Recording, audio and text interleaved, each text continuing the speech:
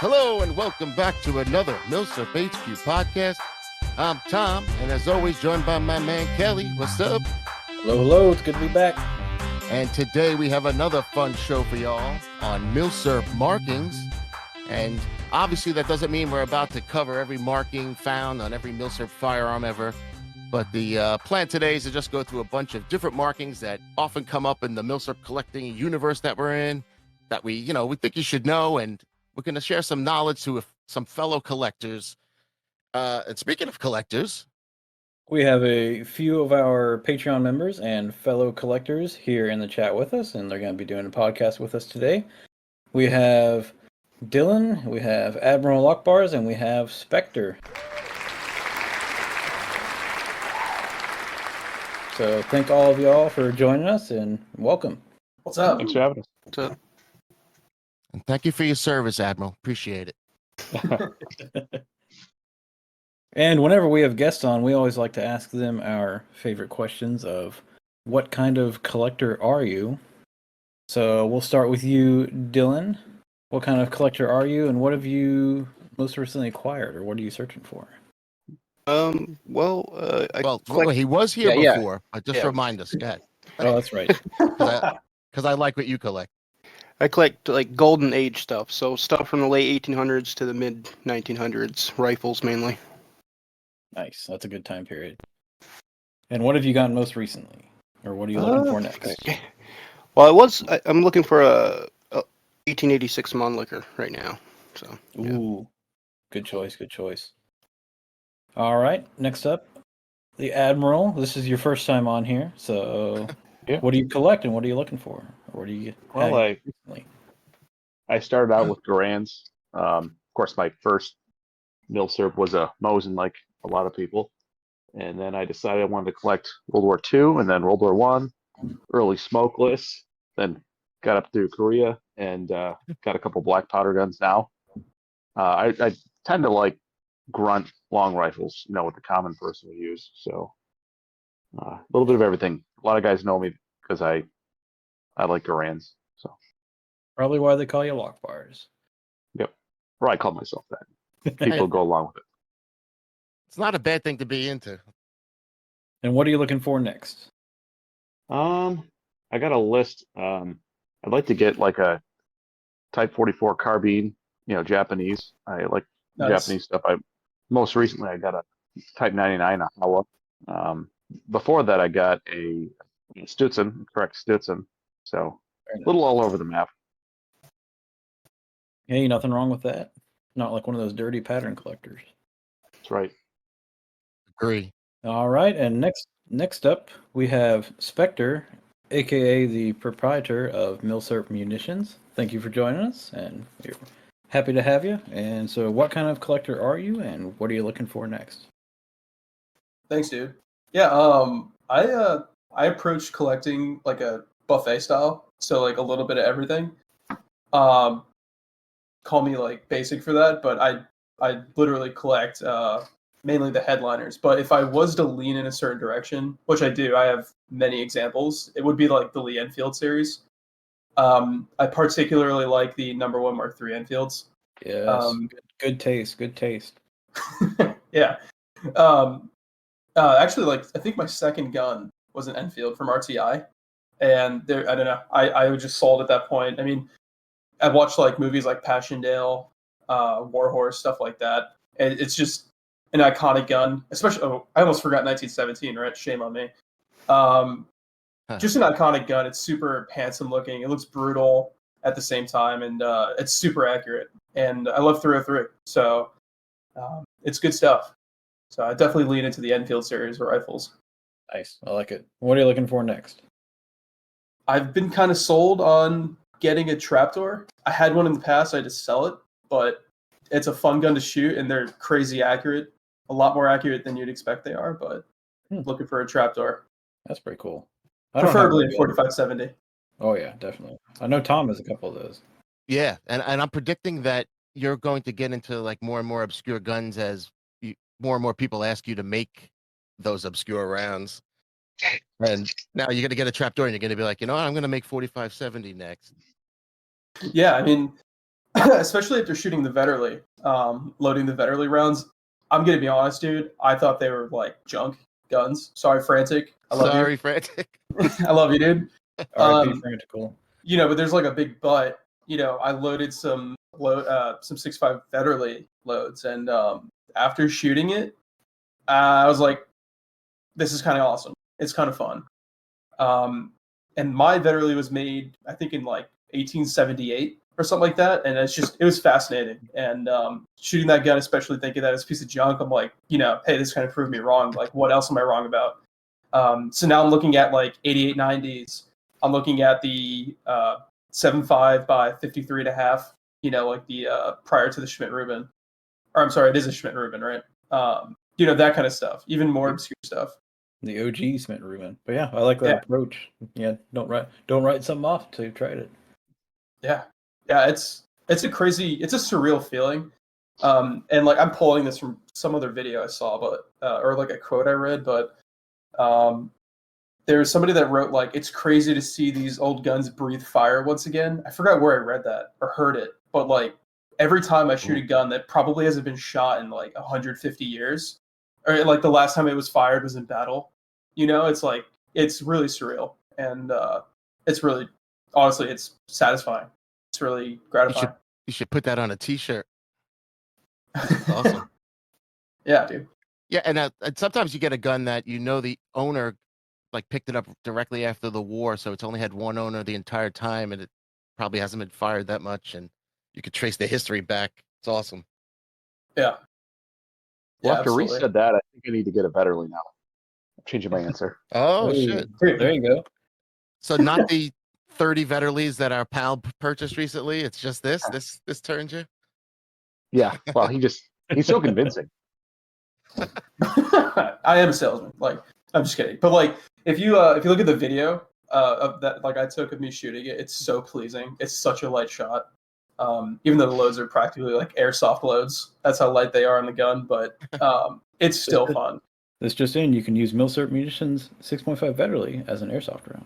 Do they have airsoft Vetterlis too? That'd be pretty rad. Oh no. Frantic would. Actually, I think Frantic would start that. That'd be a Frantic company. Airsoft conversion still blows one up.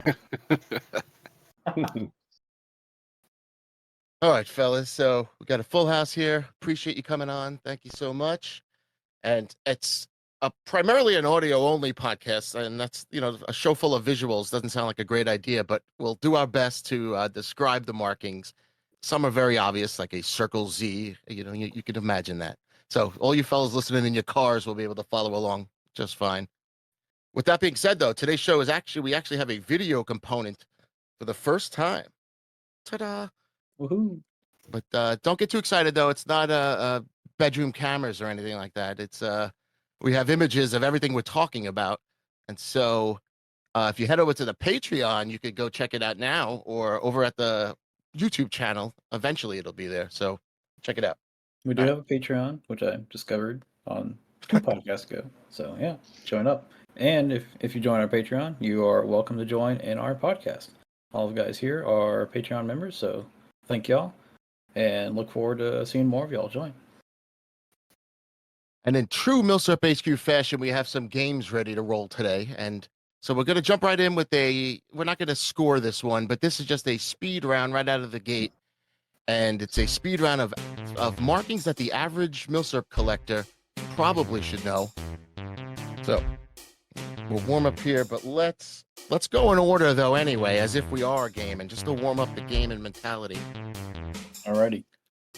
So if y'all miss one of these, it's really embarrassing, just by the way. No pressure. Oh boy. Ugh. Right, it's very, very embarrassing. And if I miss one, that's like extra embarrassing. Game time. All right, the first one is a Circle Z. A check. What would that be? Like a service mark? Czech service mark? Right. This is the mark of the Czech Arsenal Bruno. You'll find it all over the place. Did you miss the opportunity to be like, that's clearly a Russian gun in Ukraine right now? The big Z on it. That's in the mistake section, perhaps. That can be in the bloopers. Now, Reese, do you know the triangle Z? We had the circle Z, but another common mark you might see is a triangle Z.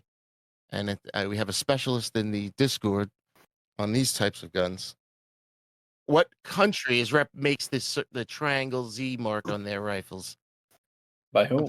And I'm doing a poor job saying the marking is the triangle Z, like at the beginning. I apologize. Would I be beating a dead horse if I said this is also a Russian gun from Ukraine? In this most You could recent say one? that. Yeah. Okay. No, I'm kidding. It isn't. Does anyone know what it is? I think I do. Yeah. This You can one's do I it, want yeah. to. It's a Oh, little yeah. less common. Right, it's not as common. I was gonna say like maybe a Norwegian country, like Sweden or Norway. I Is it see in, this like- come up because people say Czech, and then there's a lot of people that tell you they're wrong. Is it like Austro-Hungarian, like they lended to him or something? No, Kel, Nope. Isn't this a Polish capture or Polish Yeah. mark? that is very nice. Oh, Interesting. So remember the circle Z's, the Czechs, the triangle Z's, the Polish. This is a tough one here, Tom. Tell me what country that's from. U.S. flaming bomb. What exactly does it mean, though? I believe that is a U.S. ordnance property mark. Yeah, that's so it's just the ordinance, so it's the property. All right, yeah, that's it. That makes more sense. Yeah. Yep. And for anyone that doesn't know, that was the U.S. flaming bomb, is what it's commonly called. Right. Okay. Now, here is a flower emblem that is very, very tough, Kelly. It's definitely got to I be. should make you spell it. Got to be the Elbonian tulip. This is the chrysanthemum, also known as the mum for Japan. Right. Doubles the price of any rifle that it's on. And look how crisp this one is, though. That is a clean one. It hasn't And- been struck or ground or anything. Right. Hasn't It's even, intact. Scrubbing. hasn't even been looked at wrong. All right, Dylan. A common mark we see these days. We'll see later on. There's a number of SA marks, but this particular SA mark, it's an SA in a box. Oh. Finnish Army. Right. That's a Finnish Army's. It's sometimes called the capture mark also, but there's an official name for it. But it Oh, is man. Finland. You don't need the name, just need the country. Means Finnish Army, whatever it's short for. Semi-automatic. Obviously say that. Yeah. All right. These I've seen a lot of times in my life. My first MILSURP had a variation. Russia. You're talking about Russia-Ukraine rep. It's just right. There you These go. are the Russia. Now, does anyone know which is which of the manufacturers? So triangle is Izhevsk. Bow and arrow is Tula. I think the hammer is Tula also. You don't see the hammer a whole lot because that's pre-Soviets, I think. Right. No, that's not. No, that's not pre-Soviet. I was gonna say it's hammer and sickle, homie. Yeah. It's gotta be. But yeah, you don't see the hammer as much as the triangle and the bow or the arrow, just for. Is it on a Mosin or is that from Yeah, these are the Mosin manufactured, Probably. the Tula and the I can't even say Ivest. Izhevsk. Ivsk. Yeah, The hammer a lot of times is on the tang underneath, like Oh, with the year. That's right. You'll see it there often, but Oh, and Tula changed into a star instead of a bow. That's right. But Izhevsk always has a triangle. Tom, do you know what country used these? Finland? Tika, VKT? Right, there's the Tikas and VKT. All right, this beautiful little hat. That's Santa Claus. Is that me? That's Kelly. Beautiful hat. It's a hat. Looks like a Like seven dwarf hat, like a nightcap. like a Oh. nightcap. I forget the reason they chose this, but that is the Argentine acceptance mark. Or Right. acceptance mark. That is correct. The fun little tiny hat. Now the other one, similar one, I couldn't put up here, the Gardone one, but I got the FAT 41 in a rectangle. Fat 41 sounds insulting, but Dylan, what is that one? That's my nickname. Italy. And that is the Fabrica de Arms Tourney Carcano mark. All right, Reese, do you know about the crown logo here? Ooh, this one's Yeah, electric. that's well, looks like an M96 cocking piece, man. Yes, So we're looking at a suite. that's right. But and- there's more. Ooh. So why is it tilted? Ooh. The Clearly, the armorer was British. Close, I'll take it. So the tilted crowns are subcontractor parts, not government-made parts. The Ooh. straight up and down crowns will be government-made parts. I believe this is looked down upon, the crooked crown. All right, Tom, are you familiar with this bunch of writing? We have a 6-point star and a shield logo, and then a Pokemon ball, and then some stock serial numbers matching the receiver right above it on the side. It looks like, based on the serial number font and the 6-point star, I'm guessing it's like Argentine, maybe 1891, made by Lilva. But I don't remember what the shield and the Pokemon ball. I mean, I could be wrong. I don't know. You were close. Very But it close. is a Chilean. Oh, okay. Never So- owned one. They have a lot of cool markings like this. These are just some of them. They have a number of them on the stock and on the wrist, on the receiver, the barrel. Yeah, they also have like their own stacked cannonballs like the Japanese do. All right, they're fun. All right, Kelly, a FB in a triangle, upside down triangle, on another German rifle. So the F and the B definitely means French or British use. They just didn't know who. Nah, that is the Polish manufacturer mark. I It's forgot. like, what? I forgot how to pronounce it. Yeah, I can't. I Yeah. need the Crookster for that one. I can't pronounce it. Same guys who made the Viz 35. There you go. That's the FB Radom people. All right. Dylan, the Arasakas that were made at the manufacturer whose icon or logo is a 5-pointed star with looks like a candle in the middle.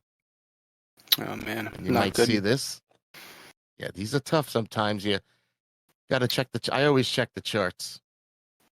Yeah, I don't know this one. This is actually the Jinsen Korean ones. They have a Okay. beautiful candle. Yeah, my biggest peeves with the Arasakas are the series and kana marks that they use, that they're very lightly struck and very small. And I guess they weren't expecting us to be looking at them, 70 years later. Right. But they're all worn down. Hate that. All right, the ATF. Reese, are you familiar with an ATF marked gun? And a spoiler, it's not the ATF. I was tempted to joke about the US ATF. I'm not familiar. However, I feel like the date is kind of a hint. Is this possibly a Chinese gun? A Chinese marking? So it's a solid guess. It does look like a Chinese marking. Because I know they do the Triangle 26. Right, the ATF is mixed in a weird way like that. Right, it looks like those Chinese guns. No, it is actually the Askeri Tufiki Fabrika factory of Turkey. Whoa. Now this, Tom, you were showing one of these earlier. This is your question too. So Oh, tell us okay. what this thing is. Well, I just know that it's a 9130 rebuild stamp, Right, so as far as I know. that's all so- you need to know. When people say, has this been refinished this or rebuilt or whatever, this is a quick, easy way. And And I think that specifically means it got refurbed in Ukraine, actually. Oh, yeah. Yep. I have heard that.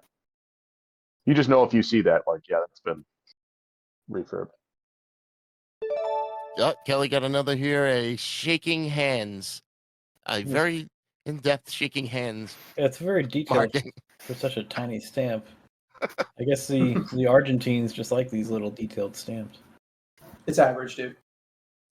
Well, they told someone to we need an acceptance stamp, so they literally made like a shaking hands accepting.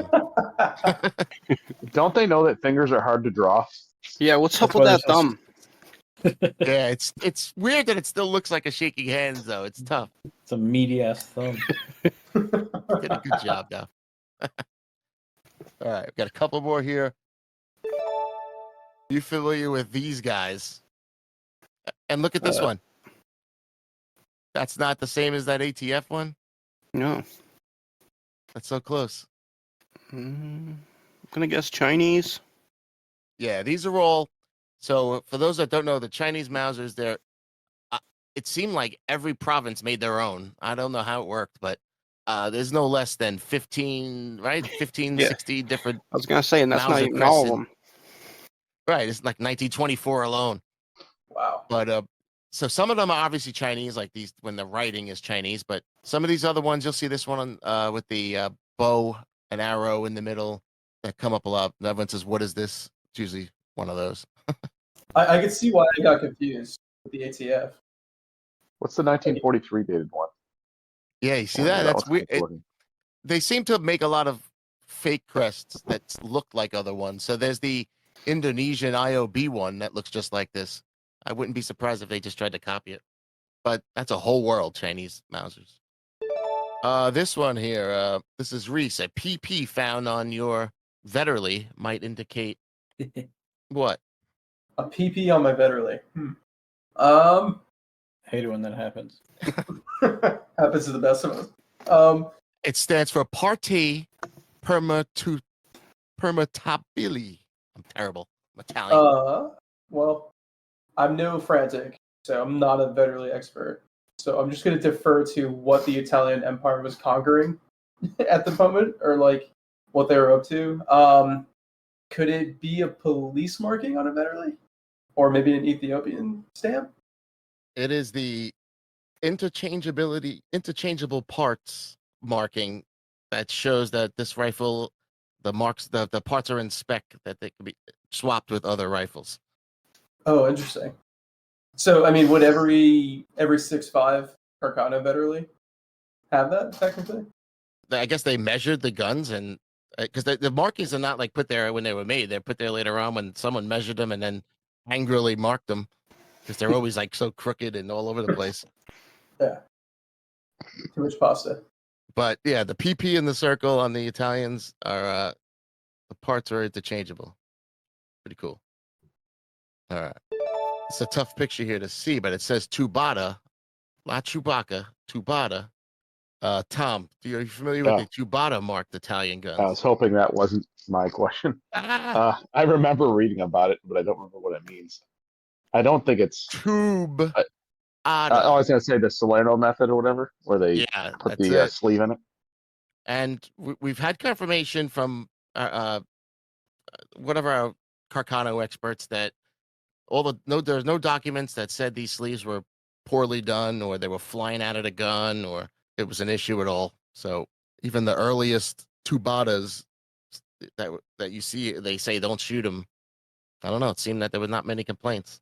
Those are a little harder to find, right? Ones that are Tubata marked, a little bit of a premium. Or am I mistaken on that? I see one or two a year. I'm not really looking, but I only see a few. All right, the fair tourney mark. Kelly, are you familiar with the fair tourney mark with the year in the middle? Actually, not. And obviously, it's Italian. It's like an Italian repair or refurb mark.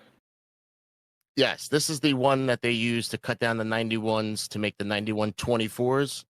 Ah, so 25 makes sense. So that's the year 25, and you'll find them with those years. I believe it's Fabrica Armi Reggio Esarmi. That's what it stands for. But yep. And sometimes you see them with this star here, which we were talking about. And It's a rebuild stamp, isn't it? Yeah, that's just one of those rebuild stamps. There's a larger star that's indicative of other country uses, but this little one is just a rebuild. All right, we got a few more here on one that we talked about earlier off the podcast. Dylan, you're up. You familiar with what country uses this, and if you know what manufacturer this is? And I'm doing a poor job of describing the fucking markings here. I'm gonna get killed. It's an S with eyelashes and a gear symbol. An S and a gear symbol with little eyelashes. I believe that's Sako by Finland. That is correct. You'll find plenty of Finnish M39s. And Reese, do you know the SKY? SK period Y, Mark? What country that's from? I'm going to go with Finland as well. You are correct. You gave it away. Guard. You Yeah, gave it away. so finish ones, because while we're at it, Tom, you get one more. It's an SY with a T. That is also Finland, and I believe that is it the earlier Civil Guard marking with the Tika T there? Right. I'm not even going to try to pronounce what the SY stands for. Forget it. But it's the Civil Guard. Right. The early one. All right. Ooh, Kelly, that's a nice. what rare. country has this beautiful one here? So that's a It's a less common foreign one. language. 5 lines of foreign languages, and A lot to say. a Yeah. shape. Is that an OG Ottoman, like 1893 or 1903 Mauser? That is with the Togra in the middle. This is one of the first Turk Mausers. Dylan, are you familiar with this? It's very popular these days. More and more people. It used to be one of the rarest markings, and now more and more people every day are posting their logos here. Their marking. Oh man, I can't think of it. Made popular by a certain online distributor. The Lion of Judah. But what is that? Yeah. Ethiopia. Yeah. There you go. Ethiopia. The RTI guns have these a lot. The Lion of Judah. That's a good one though. Mm-hmm. All right, we got one more here in this section, and it is, do you know what these pluses are? Oh, God. This is a fun Reese, what do you think? We have we have 5 crests that all have a plus marking. There's a couple of shields and royal markings. There's a couple of crowns. We got a point on this one. I'm gonna go out on a limb here, like a true limb. I'm not even sure, Uh-oh. but I'm gonna go out on a limb, right? He's on the limbs. Switzerland? I hope so. Well, that's 1 out of 5. What are the other 4? Oh, No, I'll give you a hint. There's only 2 countries represented here. Okay, let me start with this. On the far right, that is the mark they have on their Lugers, correct? Or the handguns they produced. Yeah, that's a Swiss. Well, okay, the second from the right is K31 all day. Okay. Yeah, big time. All right, so those 2 are Swiss. The one in the second is a Mauser. It is a. Ooh. Oh, man. Is it not a Mauser? No, it's a Mauser. It's a Mauser. They're all Mausers. Is that one German in the middle? Well, actually, they're not all Mausers. One of them is not a Mauser. One of them is not a Mauser. One of the first 3 is not a Mauser. I would like one. I have one. All right. They are, you ready? Yeah. Greeks. They're Greeks. The middle one's an FN Greek, but the first one's a Mamlaka Schonauer rifle. So the Greeks use the pluses. No one really talks about the Greek pluses that much. Yeah. But they have, 3 variations. And of course, the Swiss ones are awesome.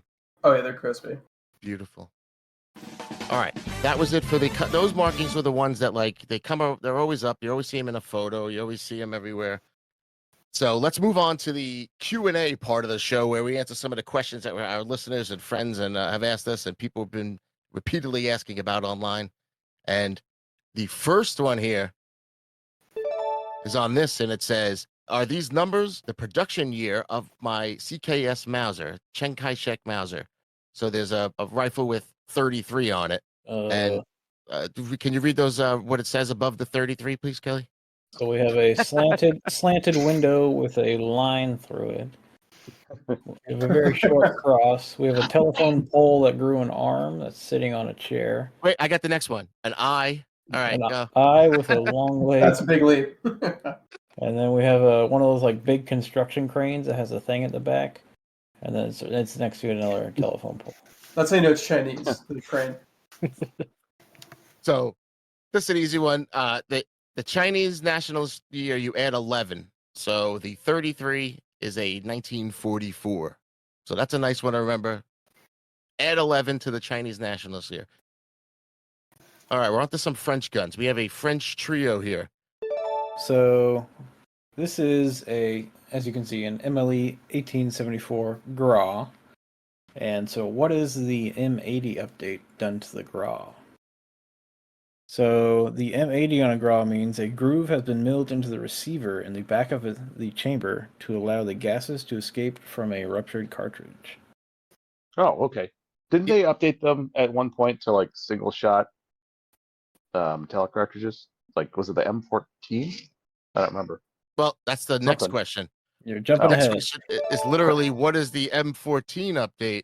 And here's a photo of one that is listed M14. It's hard to find. And that one is the 8mm label conversions of these old dudes. Whoa. So I'd be curious how that held up. Classic war operation. Vetterly like. Very Yeah. better like. Right. But I don't see many M14s. Yeah, those aren't too easy to find. Now, That's are a you guys Berthier. familiar with these Berthier cutouts for the serial number? Yes. That's very nice. Why does it have a cutout? So, the Berthier has a stock to reveal the serial number in the upper handguard because originally they did not have handguards. So this is an M16 updated Berthier that later got a handguard, but they still wanted to see the serial number for inventory or recording purposes or whatever, so they just did a neat little cutout. The French are always modding their stocks. Yeah, they did all kinds of funky stuff with their stocks and wood repairs and crazy staples and stuff. Yeah, they like little cuts because you always see like a little tiny like half-inch square cut out of a stock. And they would like mill out the old serial number and then inset some wood and put Yeah. the new serial number on that. You're actually, I think you're right. I'm missing a solid piece of my stock from my C grade label from RTI. So yeah, your chunk probably fell out that they repaired in there. All right, can you explain the S and Z marked Gewehr 98s, Gewehr 88s? Here is one that's S and Z marked, and here's a sad just Z S marked. Would that be an update by the Austrians to another cartridge? Oh, No, this was just Kelly. What was the? so the S mark you'll find on like Gewehr 88s and Gewehr 98s, which it's not the clip conversion that most people think it is. The S just means it was updated to. What is that? The Spitzer conversion? Or am I thinking of something else? Yeah, they reamed out the chamber Yeah, the Yeah, to chamber. fit the bigger round, but the Z means they deepened the rifling. They didn't always do simultaneously, apparently. Yeah. And I see a lot more S marked that were just reamed out. I don't know if it was a hurry thing or just that was all that was needed. But Yeah, that's the common misconception because everyone thinks the S means they changed out the barrel, which the S they didn't actually do anything to the barrel. It's all in the chamber. right, there's a lot of fudlore around that. And you'll There is. commonly see also on Gewehr 98s an NM on the side of the barrel or receiver, which means Neue Metall, which means it did get a new barrel. So it has a new metal, which is a new barrel or an updated steel. Interesting. Using context clues, I saw the S. It looks kind of similar to what they had on the M95s when they were updated to 8x56. Yeah. So I just took the leap. No, that was a good inference. Nice. Ooh, here's a spicy one. Wow, look at this. Mr. Farb, one of our previous podcast guests, posted this. Now, I'm not going to begin to even attempt that I know about death heads and runes too much. I mean, beyond what we had on our podcast, it just seems like something I'm never going to be able to afford. So it kind of stayed away from it. So yeah, for folks that are newer to German rifle collecting, 99% of these are fake. So don't even bother buying one until you really get into the research. Because these always command big premium because people are obsessed with them for some reason. To me, they always look fake. The real ones look fake. So, Yeah. They look pretty goofy, for sure. so yeah, when they're asking about the death heads and the runes, yeah, it's expensive. The SS units had their own depots for producing their own arms and equipment, and this is a chart here of showing some of the years of when they were formed and the different markings they use. But good luck finding those. And you'll also find the runes here again, faked so much. When we were doing research for the K98 podcast, I found 25 fakes for every one real photo. Wow. So it's easy to fake. Look at that. It's just a simple because there were some B and Zs that weren't runes, so it's easy to just throw one on it. All right, I believe Dylan, do you have one of these? Yeah, I do. I have It's one a of these. 98M with this marking. And what's the EWB? I know it's the Ein Warner Bayern. Yeah, the it's part of the Freikorps. Forgot exactly what now. Well, they were a militia organization. Communist militia, yeah. And for those that don't know, Bayern is Bavaria, so southern Germany. And not a little group. They had close to 600,000 members. Whoa. So that's a pretty good militia. They really didn't like communists. And this is just after World War One. I got mine. It was a surprise. I didn't. There was no photos of the stock, and then I got it. What the hell is this? But pretty interesting. Yeah.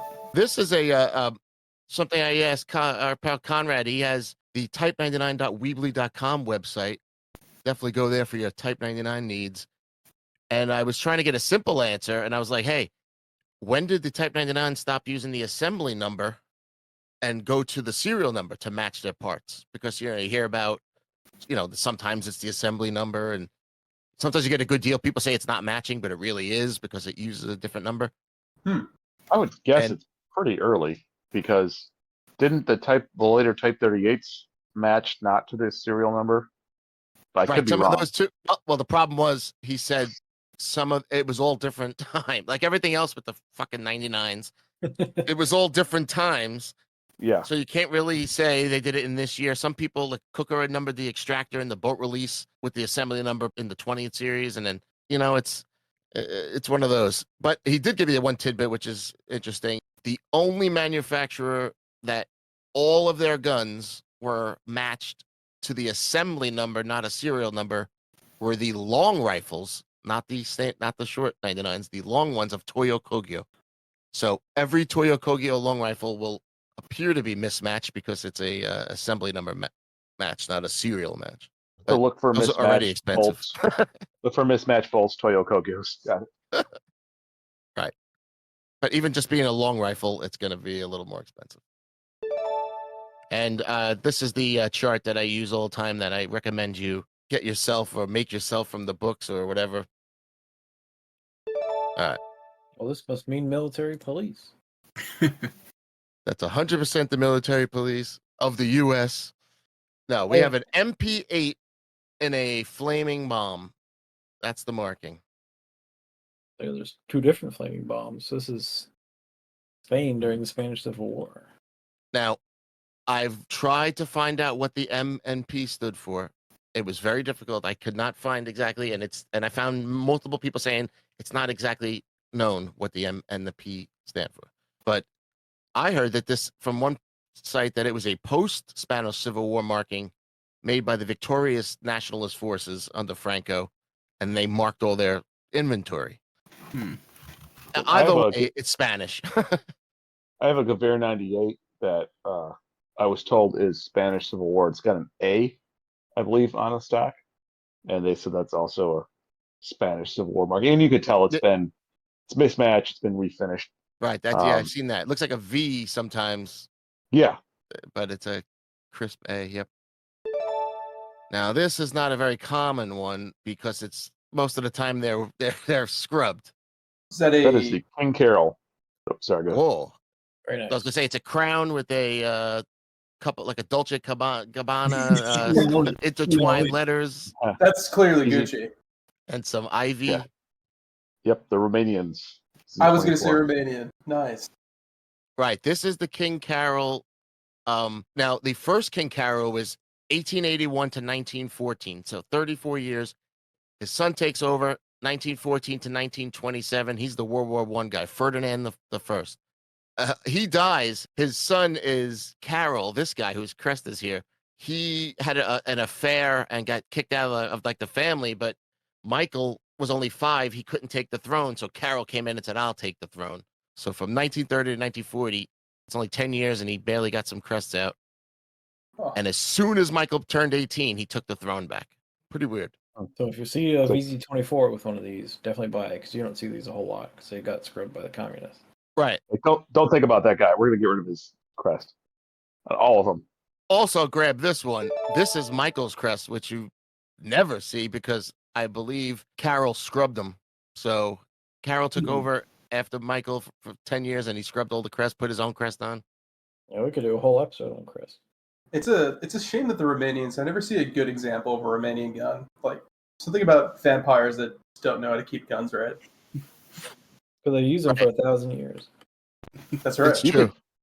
You could tell you see a lot of the VZ-24s and they're almost in the white, and they have like a reddish hue to the stock. Right. It's like, I don't know, something they use to clean it. Interesting. But I see a lot that look like that. Can I slam dunk this one? Yeah, well, the question, though, is, are U.S. property marked Enfields considered more or less valuable than a standard number 4? I'd say it depends. Because I have seen U.S. property marked at RTI, because I went through their stack of number 4 Mark 1s with a, the rifling, only 2 lands. I'm blanking on the name for some reason. Instead of the... 2 groove. Yeah, go. 2 groove, thank you. I feel like the 2 groove U.S. property marked Enfields would yield a higher price than maybe a standard U.S. property mark. But what do you guys say? I feel like they're generally fairly slightly higher, maybe like $50 to $100. Nothing crazy. Yeah, I think so, too. I think they're worth a little more, but they don't really appeal to me as much. And I know we're over there, Lend-Lease or whatever. But I will say that both those and the long branches, they're all number 4 Mark 1 stars. They're all the simplified. Like they're number 4 Mark 1s kind of, but they're number 4 Mark 1 stars. They're just a little more simplified. You could definitely be an Enfield collector and be satisfied with all the variation. Oh yeah, sorry, you're in my dojo. Like I love Enfields. Something I noticed also going through RTI and just from my collection alone, and it kind of goes like for the fins and like the Mosin Nagants, right? The Arctic Birch on like the M39s, it's still a Mosin Nagant, but it's reworked a little bit. But the stock difference is like insane, and you get the same thing with long branches. Like there's something about I'm blanking for some reason again on the type of wood on the long branches, but especially like digging through like RTI guns and like the U.S. property marked ones, the stocks have this deep red, like blood colored hue, and it's gorgeous. And you see a lot of like tiger striping through it as well. I'm gonna guess it was maple, standard walnut, but I don't know. But I think they did get some walnut from the U.S. But again, I'm not an Enfield guy. I think there's walnut in there, too. But I don't know. I'd love to know the stats. I like on some of the handguards how what is it like? Some of them are checkered. I think it was. I don't know. Yeah, they're grooved. Or grooved. Yeah, grooved. like some have them, some don't. I think it looks cool. So I kind of want one just to have a grooved handguard. Like I have a long branch that does not have a grooved handguard. I kind of got to have one that does. Mm-hmm. All right. So in general, we're saying that these, if they're in good shape, they could get my, U.S. guns. Just because it sounds like sounds good, U.S. guns, they probably still get that little bit premium here in America. Did these go to the front lines, or were these more of the ones that went to the back lines to free up ones that they could trust that they made? I wonder. I have heard, and I'm not an Enfield guy, but I've heard they were kind of just used interchangeably. Cool. Well, we were giving them good shit because we weren't joining the war, so we were just giving them good shit. And saying that's the best we could do is just give you some good guns. Savage makes good product. Right? We're not joining the war. You have to have M2MG on this for that. Yeah. Yeah, for sure. If he's listening to this, he's probably just like, come on, guys, you idiots. I know, assholes. Like, of course. He just knows the answers to all the questions. questions. Well, does he know the SA with the arrow mark? Is this... I think it's Indian, right? Yeah, but some people said it was Finnish. Some people say it's the South Australian. Some people say it's South Africa.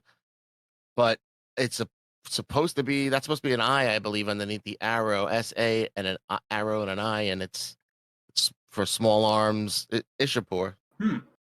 Yeah, I need to memorize these because there's all kinds of variations. There's there's so many. The broad arrow, they call it, and there's Canadian. There we go. Like you said, so yeah. Well, everything's got the broad arrow.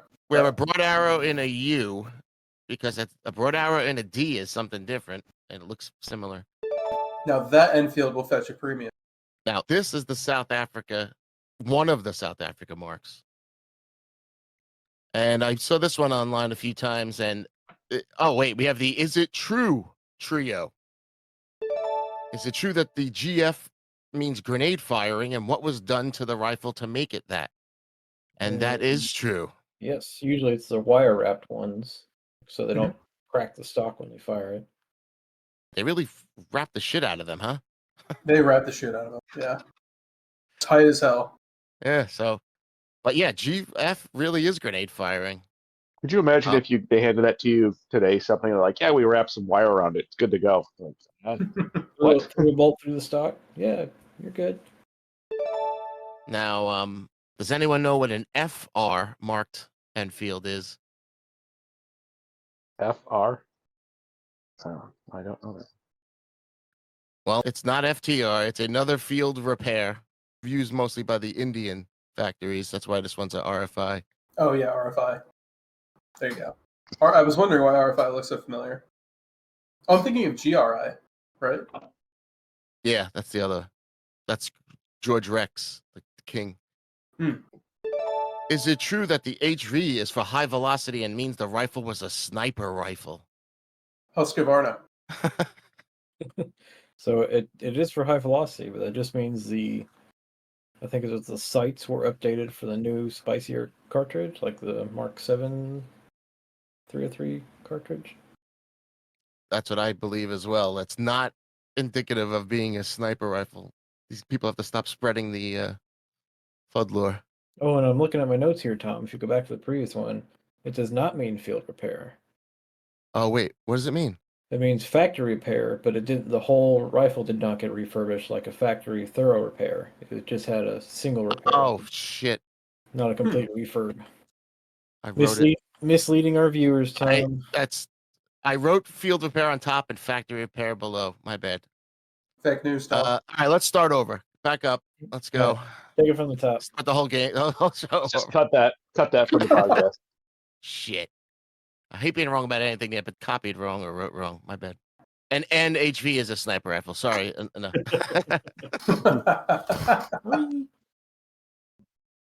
So for USA, we got 3 coming up. So this is on a US 1917 rifle. It's an RE and a circle.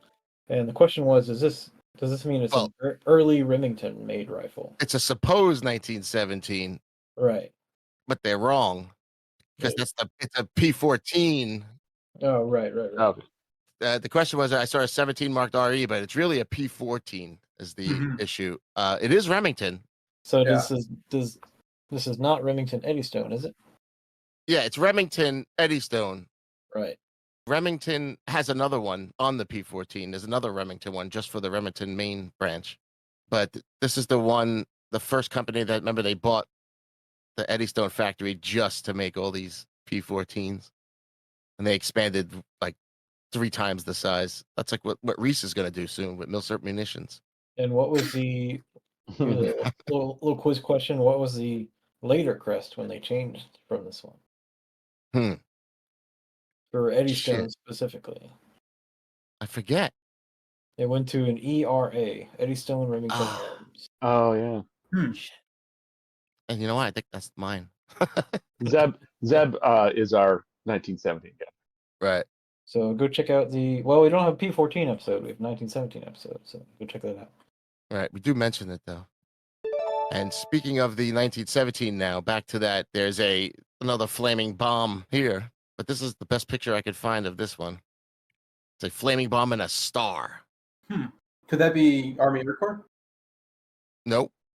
Is that the one where that's not interchangeable parts? I don't remember what I know they marked them with the star, but I don't know if that's the one. I wish I had my ding noise. That is correct. Yeah, Winchester didn't really wait for the exact specs, it seemed, and started cranking them out and got yelled at because none of their parts interchanged. There you go. None of their I wonder parts how that went interchanged. down. They're like, they start making them like, oh, by the way, you got to make them interchangeable. Or if they're like, hey, we got to get these guns out. It was bad. They had people sent there and moved there permanently to oversee everything. They must have loved that. But yeah, Winchester screwed up, but these are the ones now with the star. I see them go for a premium now because they're. And everyone Everyone It's always unique. loves the Winchester rifles, even though they have the worst quality.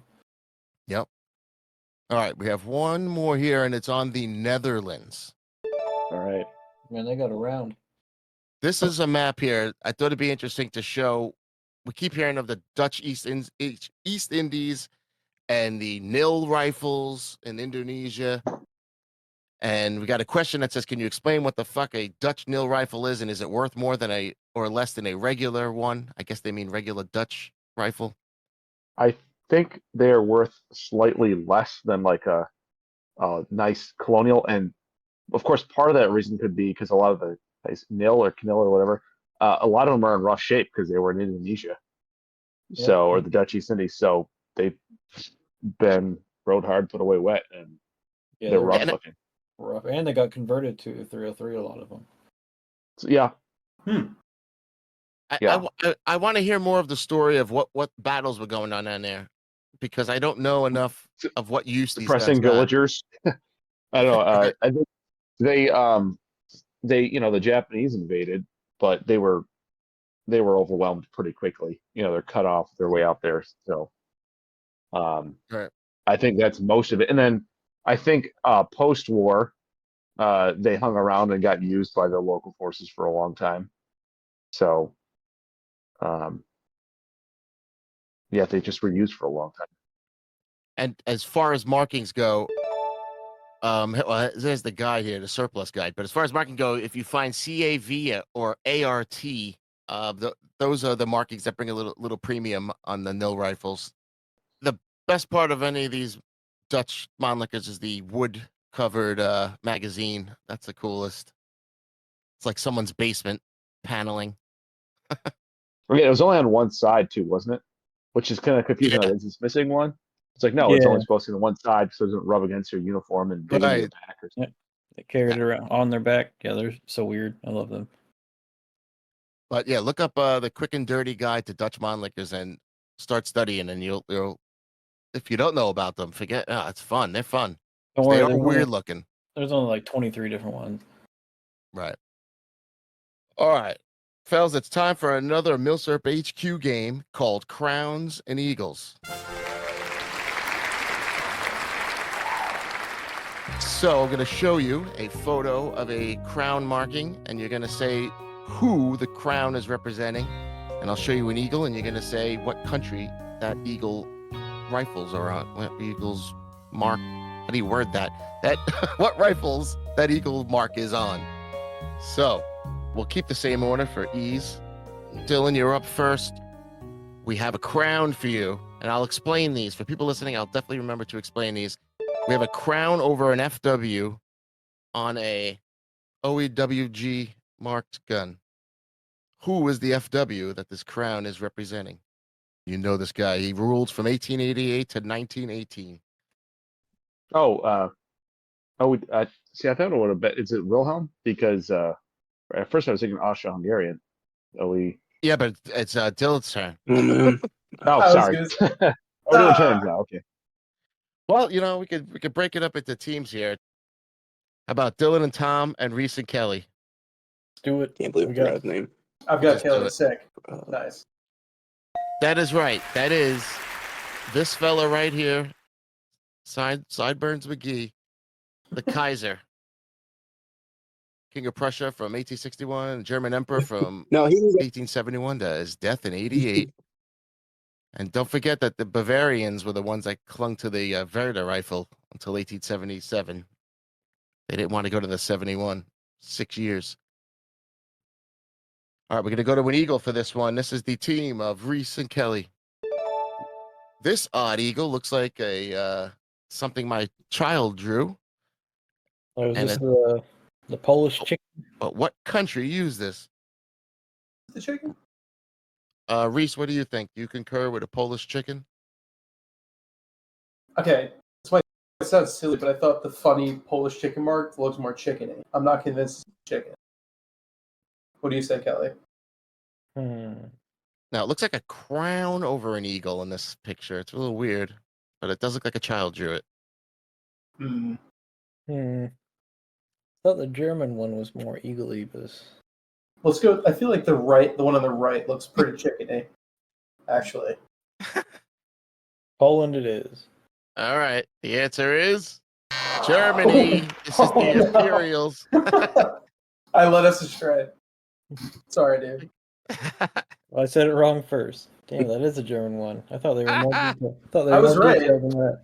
You It were. didn't look as chickeny. All right. Dylan, Tom, crowns. Oh, Eagles for you.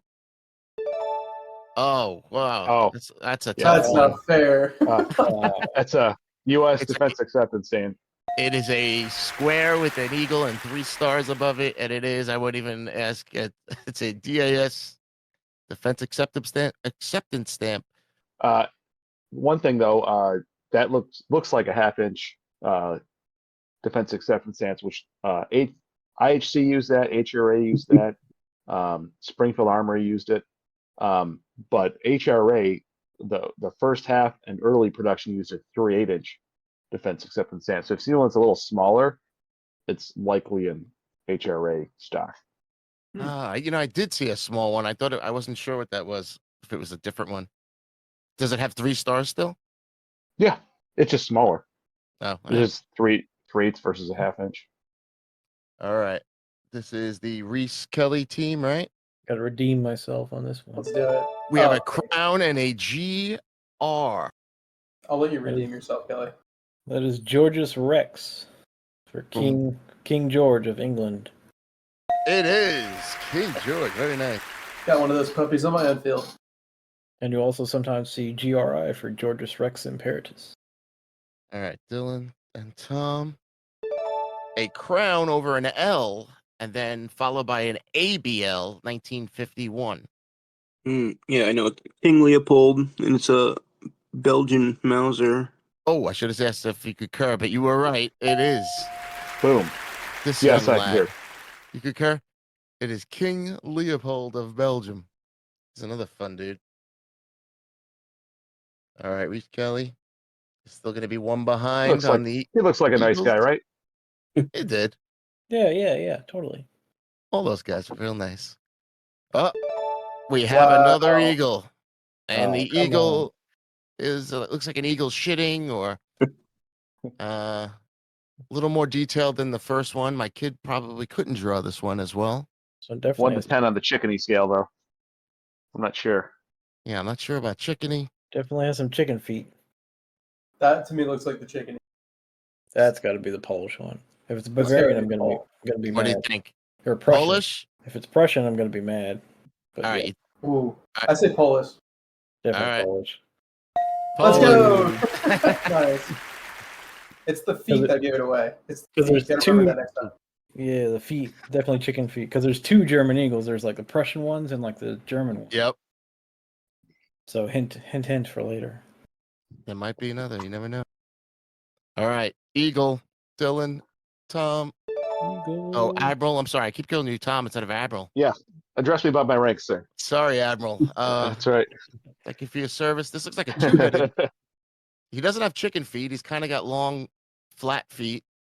There's another crown. I think it's holding a sword and a thing. If he's like Oh, yeah. two-sided, I know the A dual pumpkin. monarchy likes to do that whole thing, but let's hear what Dylan thinks off the top of his head on this. So it looks like a sword, a shield, possible dual under a crown, nice wings. Pretty sure. I want to say it's German, but no, I don't think it is. Shit. I think we're stumping them Hey, on this one.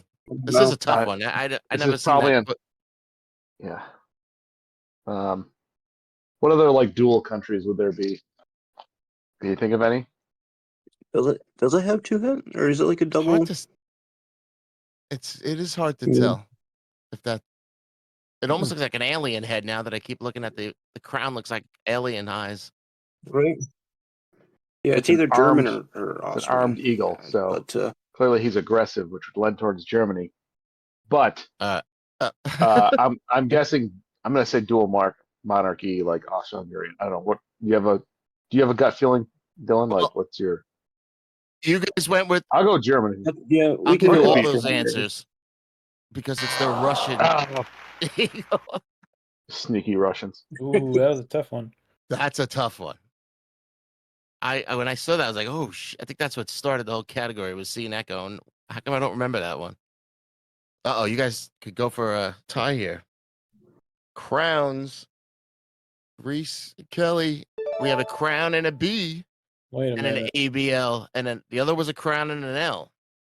This is a crown and a B. So So obviously was this? I've seen this. This is Belgium. But Belgium. It's Belgium. But what's the guy's name? We gotta continue to know this fella's name. It The other doesn't one start with the B. The big letter. It is a pretty terrible sure- name. I'll give you that. It's a terrible name. Yeah.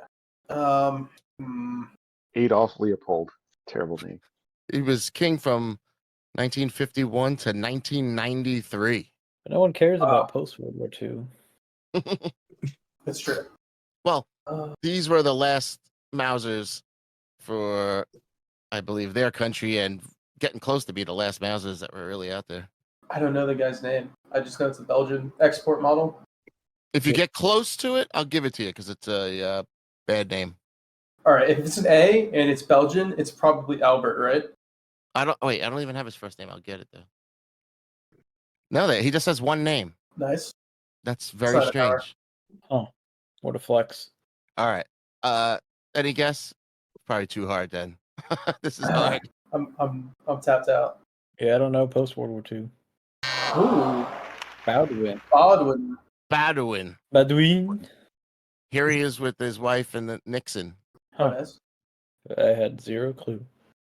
Oof, that was tough. That is a tough one. See these crowns. There's another tough one for you. Dylan and Tom have a crown over a J. The J is hashed. Semi fancy. Kind of looks like my kid drew it. That J. I led us astray last category, so I'm not gonna. What do you think, Dylan? You got a guess? I'm thinking. It's a fancy crown. That's a nice looking crown. It's expensive, so that's probably why I've never seen it. Clearly uncommon. Look at the bluing on that one. Maybe a Swede? J. Who had a J in their name? If you guess the country, I'll give you and then I'll give them the other one for Belgium. Fair deal. Yep. I have never seen this one before. Just for bragging rights. Mike, So name the country. It is a tough one. I've never Is seen it like an one with a Orthodox sail. country, maybe? Like an Orthodox crown, maybe? Like Balkans, maybe, since we don't. It's probably not common. I have no idea. It's a European country. yeah, maybe like Swedish or maybe even Dutch. Luxembourg, maybe? Something. Maybe Dutch? Nah, I don't think I've seen anything. You guys Dutch have named all like the that. countries. Yeah, we're just gonna go through multiple times. Like, maybe. Yeah, I have no idea. I don't know. Are you ready? It is a queen from 1948 to 80. The Netherlands had a. What? Oh, he said Netherlands, and I said, oh, we said Dutch. All right, we have one more here, an eagle. And now, let's see here. Oh boy, this could be it. My big Pretty break. spicy. If you get it right, it's a tie. If you get it wrong, you What? lose. Damn. Ready? Eagles. Eagle. What country used this one? And I cut off something. I must have said something. My knee-jerk reaction is South American. It says Libertad Iorden, and then a bird, an eagle, like with a pearl necklace or something, and basket of fruit at their feet. A seagull and a pearl necklace. A seagull. Nice. Might be a seagull. I have to make this birds. And it's in the white. That's also why I'm like leaning towards something South American. What do you think? If it's a 500, it's got to be like a rare one. Freedom and something. So like Paraguayan. It's like, who was oppressed ever? Huh. All basically Oh, all wait, South America everyone. had similar crests to this. Yep. Could be Guatemala, Paraguay. I know it's not Brazil, so I recognize Brazil. Obviously not Argentine. Not Chilean. What other countries had? I assume it's some sort of Mauser because you're the Mauser guy. Huh. Costa Rica had Mausers. It's not Haitian because they had a specific thing. Not Brazilian. Not Brazilian. Who else had Mausers? Colombia had Mausers. Who didn't They're have going with the Mausers in name. South America? They're going with the name all the countries strategy like we did. Yeah. Basically, yeah. Didn't work out for us so well. I don't know what Uruguay had. We're going through, Guyana, we're deducing. Trinidad and Tobago. Quite astute. That's Did they have Mausers? I don't think they had military. Try that. I'm leaning either Colombia or Paraguay. Would you say they make good cigars or bad cigars? Oh yeah, there's Nicaragua.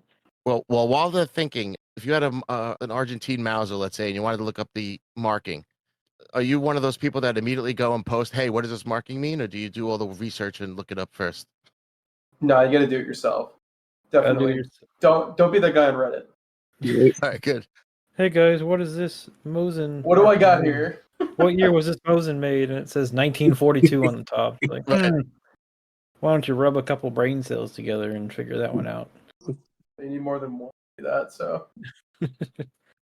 Right. If you could literally type your question into Google and the first, result will be your answer, that's terrible to post the question. I don't know, dude. This is All really. right, pick a country, boys and girls. Yeah. We're taking too long. It looks like a Okay, go. 98 Mauser receiver, so it's not Uruguay, so we'll go Colombia. How about that? All right, Reese, do you concur? I will defer to Browning. Very good, because it is a Colombia. Oh, I don't know man. What cut off. What a I don't know why. save! What a save! No way. I don't know what this other shit is cut off. It's like Columbus. I don't know why it's down there. What is that? I don't even It's know. like looks like a We boat. still have 2 more columns to go. No, we can no. Catch That's a up. different game. Oh, That game ends in a tie. So we'll have to do the last game will have to be the same teams. Now we have to fight to the death. dang it! I always lose. Sorry, Dylan. I always lose. It's my thing. No. All right. So that was Crowns and Eagles, ladies and gentlemen. And there are a lot more Crowns and Eagles actually besides those. I mean, especially Crowns. There's tons of them. They really love their Crowns and Eagles. But here at the headquarters, we get asked a lot of questions regarding some of the ambiguity surrounding MILSURP markings. And so we have a few things here to clear up in this next segment, aptly called MILSURP Markings Clarifications. I thought of that myself. Wow. Didn't use ChatGPT for that one. Nope, that was me. And the first thing we're going to talk about here quick is the VZ24 serial numbers. And I wanted to point out this fella here, Jaladin. I always say names wrong, but he's got on Gunboards this wonderful VZ24 breakdown of all the serial information. But the thing that's confusing today is where, based on the serial, the rifles were made. If they were made at the Bruno plant or the Bisturica plant. Screwed that up as well. Bisturica. So if you notice with the serials, you have a prefix on some of them and then a suffix on these. Some have a P, some have an R. Bruno, the regular Bruno ones are the suffix. So all these Z2s and all those ones are the Brunos. And they were less made at the Bisturica place, and that's the prefix ones. So are they more money because of that? I don't know. I don't I know. don't think so. Maybe in very specific VZ24 collector community. With I that feel like what rampant pushes lion, the that one's needle- worth some money. Yeah, I was gonna say Right. That's exactly what I was gonna say. What pushes the needle in VZ24s is if crest or not. Right. So That's for sure. there are some that have the lines. Those are a lot of the export ones had the crest lines. But if you get that lion, and this is look how they're always crisp when they're not wiped. Yeah. And then the second prefix R is the Romanian contracts. So any R is a Romanian, and usually they, because of their war situation and the fights we were talking about earlier, their crest is scrubbed. So even this photo I found, it was scrubbed. I believe isn't H also Romanian? I actually had an H marked VZ24 that was made on my birthday in 1940. It was a Romanian contract, but it was marked H. Well, I think the listing is still up. Let me see.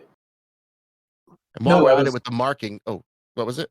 I was going to say I've got the serial here, so it's actually an HR. The serial is HR843. There you go. There you go. Yeah, the R, the second letter is always the R. Yep.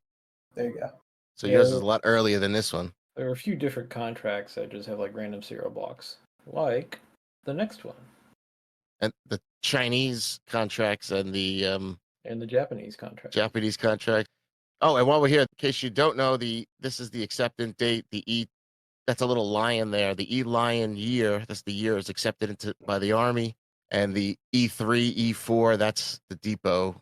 There's a whole list somewhere, and I believe it's on this guy's post. So definitely go check that out. Whoa, look at that guy. Oh yeah. I see. No Now- checkering on the 4-stock, so That's Swiss a art, right? Swiss Vetterli. This is a later. This is not the '60s one. This is a '78. But the confusion with these dudes is they were updated from M78s to M81s in 1882, and they didn't change the marking from M78 until 1887. So they were making M81s for over 5 years, but marking them M78. Hey man, dyes are expensive. So you see this here? This one's 184. The number that switches 165. So every one over 165,771 is an 81. But Did not know that. yeah, so that's a real cool one. So you could get a nice one with all the updates, and it's listed wrong. I'd like to have one that's listed wrong. it bothers me that the receiver screw for all three are in different positions. I don't know, that bothers me so much. Anyone have one of these Swiss Vetterlis? Yeah, I got a 6971 Betterly. Oh, cool. Oh yeah, that's right. You were shooting at that's the one you were mag dumping, or was that the 89 I think I'm Swiss? that was the 89, yeah. So yeah, these are cool. I cleaned a Swiss up for one of our friends in the Discord. It's taking it apart. It's a very crude gun mechanically. You think it'd be intricate, but it's actually really like simplistic internally. Mm. Cool. Yeah. I only hear good things about them. It's like a lever action 2 meg, like a Winchester grafted onto a bolt action kind of. Yeah, there's not a lot of parts. Pretty interesting how it works. And to help out, go to SwissWaffen.com. They have 1 million photos and 1 million bits of information and a lot of production information. So definitely go there. There's a couple of Swiss sites, but if you can get through the language here, you can find everything pretty quickly here. Oh, here we go. All right. Yeah, we need to do an episode on these. But MILSURP World just did a very good episode on M95, so be sure to go check that out. But the question was here, where did Bulgaria serialize M95s? And the answer is there is no consistant answer. They serialize them wherever the fuck they wanted to. Up, left, down, right. I tried to get like a simple answer so many times. They're a mess. But one thing we do know is Austria and Hungary were not serializing the bolts. No. So these two, even though they're different, are Bulgarian jobs. One's a rolled on stamp and one's a electro pencil thing. So, So we definitely got to get Aaron on here to really clear it up. So the stock much does markets. How much does a Bulgarian job cost? Curious. if you have to ask, can't afford it. Pretty expensive. We're on the same page, Lockmar. I was just holding my tongue. We're like sitting there twitching. All right, all right, guys. Thumbing his mouth. I'm done. Go ahead. And while we're at it, the conversion marks were even special. Where the Bulgarians had the fancier S, and the Austrians had this S, and the Hungarians had their own H. It's a Oh, yeah, Hungarian job. Yeah, there you go. They're rare, hard to come by. What's Aaron called like the fancy S, that Yeah. like Fancy the script serifs or whatever. the simple script. I can't remember which one's which. One is what Bulgarian and one's Austrian. I think the Yeah. The S's. I thought it was the fancy one was the Bulgarians, but am I Yeah, wrong? Bul- All right. Bulgarians are fancy as some. Mm. At least the Hungarians made it easy. Bulgarians could have had a B. For every S I see, for every H I see, I should say, I see like 50 S's at least. Yeah, I There must have randomly, not too many. I randomly found an H, and that is now the one that Aaron has. So I helped Oh, complete, nice. Cool. helped Cool. complete I part never of his see those. collection. While we're at it with these guns, the M95s, little deep dive, the acceptance marks like the Czech Lion marks. You have a BP shield, sometimes 2 shields, and a year. or an S in a year or a WN in a year. And So they're just the different countries accepting it. So you got Budapest as a BP, WN is Wiener Neuhausen or something like that. yeah, Outside of Vienna for Austria. there's an eagle. Eagle. It is cool to see the year it's accepted. You know, it's something nice they give you. Yeah, these are as close as you can get to a date for an M95. Right.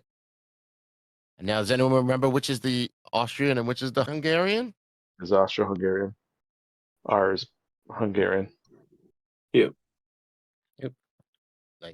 So yeah, the K marked parts are Hungarian, and the R marked are the Steyr Austria parts. You'll see it a lot, and you'll see a bunch of mismatched parts often. One last thing, it's not really a marking, but it's a hole, and it's a gas hole on the bolt. You just really like saying that. Yeah, I love saying gas hole. Good call. And Vent. Glorious hole. yeah, and it's a vent hole, but I like calling it a gas hole. But that gas hole, that fucking gas hole is a Bulgarian job. And when we get Aaron on, we'll ask him, but I'm curious how come there's so many Bulgarian bolts in non-Bulgarian guns. Seems to happen a lot. That is a good question. I have no idea. So who knows? Plenty of that at RTI. I could promise you that. Bulgarians got their hands on shitload. Right, the They just second war. mixed everything up. I don't know. That's a question for Aaron. All right, now this sign here means we're going into a couple of Japanese questions here. And the best chart I can give you is the type number chart, because then you can easily decipher these Arasaka crests. So get yourself this chart, and then maybe I'll just put this number chart on that one, because you could see like the type 38, there's the 3, and there's the 8, and you see that's the type word. You can see that everywhere. So it's not so hard reading it. Once you 1, 2, and 3 are easy. And 10, I always remember 10's a plus. So when I'm looking for the type 30s, I'm always looking for that plus. The 99s are Homerson. And you've got the 2 symbols. It's like 99 Yeah. type. And the 44. Right. And the 44 like Yeah. that. Yep. It's good. 44 vertical.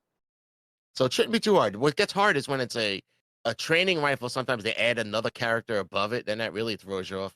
And this 35 is a little weird, because they do 30 as 3 and then 10. So it's strange. And while we're on markings, definitely get yourself one of these manufactured charts. And a shout out to our pal Conrad, who has this is the site, type 99 arasakas.weebly.com. I think I said type 99 before, but type 99 arasakas.weebly.com. And now we have one more clarification here. Are these all the same guns? The M95Ms and the M95 24s.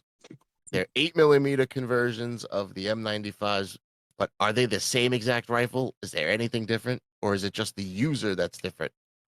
Yes. Wait, yes, what? Yeah, I was gonna say. I do not remember. Yeah, All the they're all the same. Yeah. I concur, and I hear, with everything in the MILSURP universe, there's people arguing over it. But the Yugoslavian ones were M95Ms, and then the exports were the 95 24s. Hmm. I don't know if I like the way the 24 is. It's weird. Looks just Yeah. hand done. Right, it's just tacked on. I don't like that. I like the M. Kind of shifty. Hanging out down there. And I think that brings us to the third part of our show. And we understand if you need to drop Spectre and go make some squibs. We appreciate you joining. Yeah, of course, guys. Squib loading is calling my name. But thank you for having me on, and hope to see you guys soon. And I'll see you guys in the other Discords, and it was awesome. Thank you, guys. Sure. And shout out to Thanks, dude. MILSURP Munitions, and they're currently making 6.5 Carcano and 6.5 for your Italian Verlis, and more to come soon. Yeah. I need to get some. All right, guys. See Hey, ya. Reese. Thanks, Reese. All right. Yes, we're up to the mistakes, and the mistakes in quotes. Or I like to say MILSURP marking misidentification. That is a good one. So we have some that are commonly misconstrued as one thing when they don't mean that thing, or they mean something else, or the people Like- just can't spell right. As an example here, the AOI, the AOI, when I first saw it, it was a Greek mark. And they said this is the Greek AOI mark, and we've learned it is not. Yeah, It's let's like see. Africa, Oriental, Italia, or something like that, right? Yeah, Something like that. so African. African occupation force, whatever. Ooh, Africa. Yeah, because Oriental would, and back then would be like Eastern Asia, right? So yeah, it's occupation. I don't remember. And that's a I don't big know. RTI has got their hands on a bunch of those. Like the Italian Africa force, basically. So you see that on Carcanos and Vetterlies and all kinds of stuff. All right, so the markings I'm looking at as accidents, people by mistake get them wrong, and then people nefariously get them wrong. So the first few are the ones that are by mistake. People, I can get it. You think this is a swastika, and this is a German rifle. Well, it is a swastika. But No, it's a backwards it is swastika. So yeah, so it's got some other crazy name. I couldn't pronounce it in China. The Hindi or Hindu swastika or the Buddhist swastika. Yeah, there's Hindi ones and there's Buddhist ones. This is a Buddhist one. So is this one that's like thousands of years old? Oh yeah, they've had this forever. You'll find this on like ancient temples and stuff like that. There was a U.S. infantry division. I think they were in New Mexico. I want to say I don't remember the number, but they had the swastika as on their emblem before the war. Like, we got to switch this. Yeah, right. And this one is Like, actually mine. This is my gun, and the one on the right, and it said on it German marked Chinese gun. It was literally, I was like, what? And I think it's the Hanyang 21st Arsenal. Could be mistaken, but I believe that's the 21st. But yeah, it's just the Arsenal's using it. That was all it is. It just looks like a little acceptance stamp. Now, this mistake, obviously, people believe this is military police when found on an Enfield, and I can't fault them for that. There's Enfields a lot of times have two letters and tells you pretty straightforward what it is: grenade firing, drill purpose. Has anyone ever seen an MP on there? And if I say it's Canadian, would you guess what it is? I actually don't know this one. So it's not a military police, but it's Canadian. Oh, so the Mounties, the mounted police. Yeah, cool, right? Cool. So that's something to look for. If you see a Canadian gun with an MP, that's the mounted police, dudes. That's something fun. This obviously on an Enfield, people are saying, wow, is that Finnish? Or is it South Africa? But it's neither of those. So I would think it was probably like South Africa, and before we saw on an Enfield, it was small arms, but it's not that. I guess it's got to be, well, you said Australia earlier. Yeah, South Australia. Is that crazy? South Australia. So you got any more pixels for us, Tom? I know, I don't get it. I'm having troubles with my pixels. How it's clear. All right, we have some U.S. markings here. Oh, these are good ones. And mistakenly, people call them Remington all the time when they see an R. Remington Arms. Or an RA. They say it's always Remington Arms. But Tom, what's the RAP? Raritan. Right, the Raritan dudes. New Jersey. So, I wish they were someone else because I hate that it's so close. And why they added the P. And I wish they stamped these better, but it makes it easier. The fakes are always so crisp. They're hard to tell, even on like the Gras and stuff. Like you look at how fat the rifles are, different parts, or like how the cannonballs. Like there's a lot to judge on there. And there's a guy, Rick Barecki. He joined like one of the Facebook groups. It's like if you're buying a Garand or something like that, and you don't know what you're looking at, you can always a lot of times he'll answer, and he can identify if it's fake or real. Because I mean, I've been studying a lot, and I still have a lot of trouble. So if it's not from a reputable source or it's not from the CNP, like Rick Barecki is a good guy to ask. I'd like to gather a whole bunch and put them all in one like photo or all together. 500 of them all at once, and then have him send it to him and have him say fake, fake, fake, real, fake. So then that'll help be able to spot them. Yeah, but they can tell by like the curvature of the J versus real versus fake, and the bottom rung of the F is slightly too long and stuff like that. Exactly. People get real into it. It's pretty cool. All right, now those mistakes were accidents, but like I said, there's these liars and these people that on purpose say something is maybe to brag and say they have something better or to make money on you. And I'm not sure where they are, but there's a lot of people that know this is not true, but they say that this cross sword octopus thing on the Italian rifles is a sniper rifle mark. Nope, not And at that, all. and that was one of my first Fudlors I did here at a gun show. 'Cause I didn't know what it was. Guy was like, "Yeah, it's a sniping mark." But as it says here, it's the cross rifles. 10% of the rifles were tested, of each batch were tested. If they passed the inspection test of parts interchangeability and strength and 4-inch grouping, so there was an accuracy test, they get the crossed rifle stamp.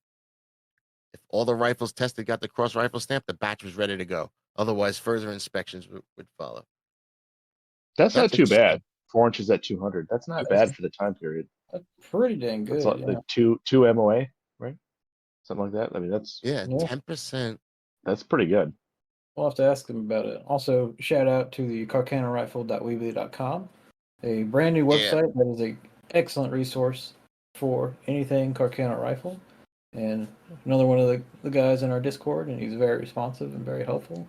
He's actually from Italy, so you can ask him about how to pronounce things or how to spell things. Right. We use him a lot to translate. He gets his hands on a lot of documents, so he's got a lot of info. We'll have to get him on sometime. Well, here's the another lying thing is I have a Custer ranged gun. I have a Custer used gun. So General Custer had the 7th Cavalry at the Battle of Little Bighorn. This is back in the 1870s, and they got destroyed by his 12 companies were wiped out, and Custer was killed in the battle. And his brothers were killed, his nephew, a lot of people in his family. It was a big, sad day for the Custers. But the guns that were used by the 7th, there's not an exact there's a range, there's not an exact list. So there's like 1,000 carbines that were used total, and there's like tens of thousands of guns in the serial range. But you'll find people that are saying this without any more proof than the serial, a Custer gun. So they're cool. And when I tried to find the exact ranges, there are 3 ranges that people talk about. There's like one that's 50,000 long. There's ranges 33,000 to 43,000. So no one exactly knows. So how do you know this one's a fake? Well, a lot of them are proven real by the provenance, like attached to it. This was the Lakota chief, Crazy Horse, had this one, so they were able to prove it. By the gun, not the story, especially if it's Right. expensive. So like there's only like 1,000 guns they're talking about in the 7th, and the smallest range I saw was like 5,000. So if it's in that 5,000, it's a good shot. It was in there, Mhm. but not for the prices they want. I think Custer, his brother died with him there, and I think his name was Tom, and I believe he had won 2 medals of honor. Damn. And then 2 of his but brothers. yeah, no, And his no. brother-in-law. Oh, really? Yeah, but imagine like you won 2 medals of honor, and you're just known as Custer's brother. Yeah, right. And he got you killed too. Thanks. Yeah. And the last lie here is the kill mark lie. Now, these ones are pretty good examples of possible kill marks, but I've seen 5 random scratches on the gun, and the guy is swearing it's kill marks. I've seen a Bubba deer slayer, and those kill mark. I mean, it could be kill marks for deers or something like that. Deers. Right. It goes back to the soldiers weren't known to mark up their guns, and it was you get in trouble for screwing things up. So if you're not gonna just start carving kills in your gun. Not saying it never happened, but didn't happen in as nearly many guns as has these marks. Yeah, I think it's more animals. Or just how long you've been sitting someplace. Like I've been sitting in this forest for 10 days, losing track of time. I don't know. Anyone have any guns that you think you might have a kill marks on there? Wait, didn't you want to have inside the grips? Someone had that. Oh, Someone on the Discord had it. Holmes has a Italian pistol that has like the number of days they were in theater inside the grip. Oh, that's nice. And I actually have a Romanian AK It was a kit build, and the handguard has what looks like kill marks on it. So, and it has like trench art on the stock and everything. That's cool. Oh, is it game time again? Ooh, round 3. Ladies and gentlemen, All right. as always, the HQ's chock full of games, and we're here with the round 3. And you're not gonna like this one because this one here Uh-oh. is it's a multiple choice though game, so maybe you will, but it's gonna test your memory a bit, but more importantly, your attention to detail. I'm going to show you some foreign words often found on common MILSURP firearms, and you'll just have a multiple choice to pick what the proper spelling is. I have faith. And Reese blew himself up with his ammo, so Damn shame. Kelly, you're on your own. Uh-oh. We're gonna find another ammo company You're- now. Yeah. You're representing the HQ. All right. Let's do Take it. them down. Dylan and Tom, the first question. Which is the correct spelling for Mauser when the full name is written out on the rail of a gun? B is Dutch. I can tell that. So that's not it.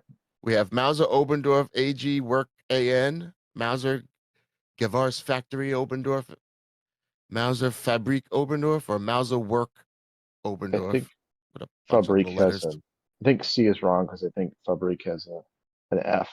So I think it's either A or D, or it's Mauserwerk or Mauser Obendorf. See, Mauser Obendorf Yeah, I think it's A. H. It's a terrible press with all these initials and stuff in it. Terrible with hyphens. Dylan, are you thinking A or D? You're thinking A because Yeah, I'm never down to A or D. Good for you. All right. What do you think, Dylan? It's got to be A. He's feeling A. You guys are right there. I'm gonna make it interesting. There's no money here. You guys are debating the right ones. Is it A or D? You got it. Make your decision. I think I'm leaning towards D because I don't know what I would put works. I don't know what AN stands for, but why would you put Mauser Obendorf AG then works AN? I think you'd say Mauser works AG out of Obendorf AN. So I want to say it's D. Oh shit! my He's guess. getting Yeah, confident. you're right. Yeah, you're right. He's getting confident. He's confident, ladies and gentlemen. All right. Very nice. Right. The Does it- Obendorf is where it was after the factory name. Yeah, it makes sense. Does that make up for me telling him it's not Dutch when it was? Yes, that's fine. You're good. Redeemed myself. All right, Kelly, for the HQ, the Swedish rifles are made at Carl Gustaf's Stads, and then is it Gevars Factory, Gevors Factory, Gevor Factory, or Gevar Factory? Hmm. 2 with an S, 2 without an S. Well, it's definitely made at a factory. I can tell you that much. So it's definitely some sort of factory, but how do the Swedes say rifle factory? I'm pretty sure it's one of the ones with an A, but I don't know if it has an S or not. Shit. Can I grab my Swede off the wall? Shit. No, you cannot. I'll go with And I'll E. just like I told them, you're debating the right ones. You said A and B. I'll go with D because it'll just be rifle factory instead of rifles factory. But yeah, I'll go with D. Damn it! It is Gavar, so rifles factory. I guess Gavar is Right. Swedish then. weapons.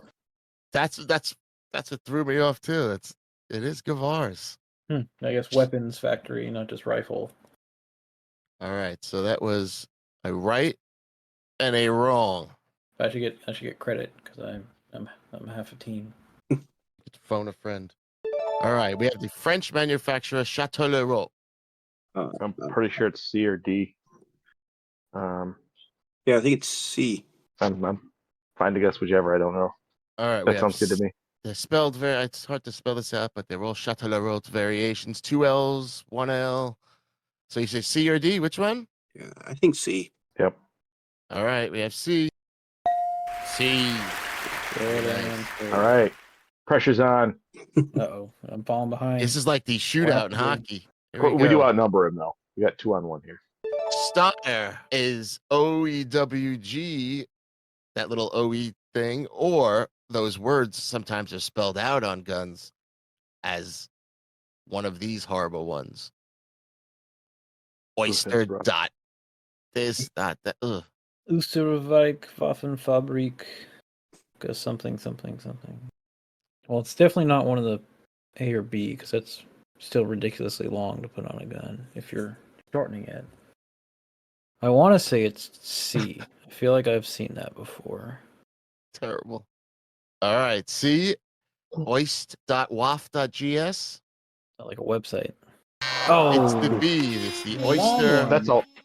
Ugh, 3 Fs. That's a yeah. That's a lot of F's. Jeez.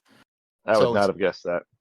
OESTERR.WAFFB.GES is how they chose to abbreviate their name. .com. With the crown over the FW, Dylan, it's for who?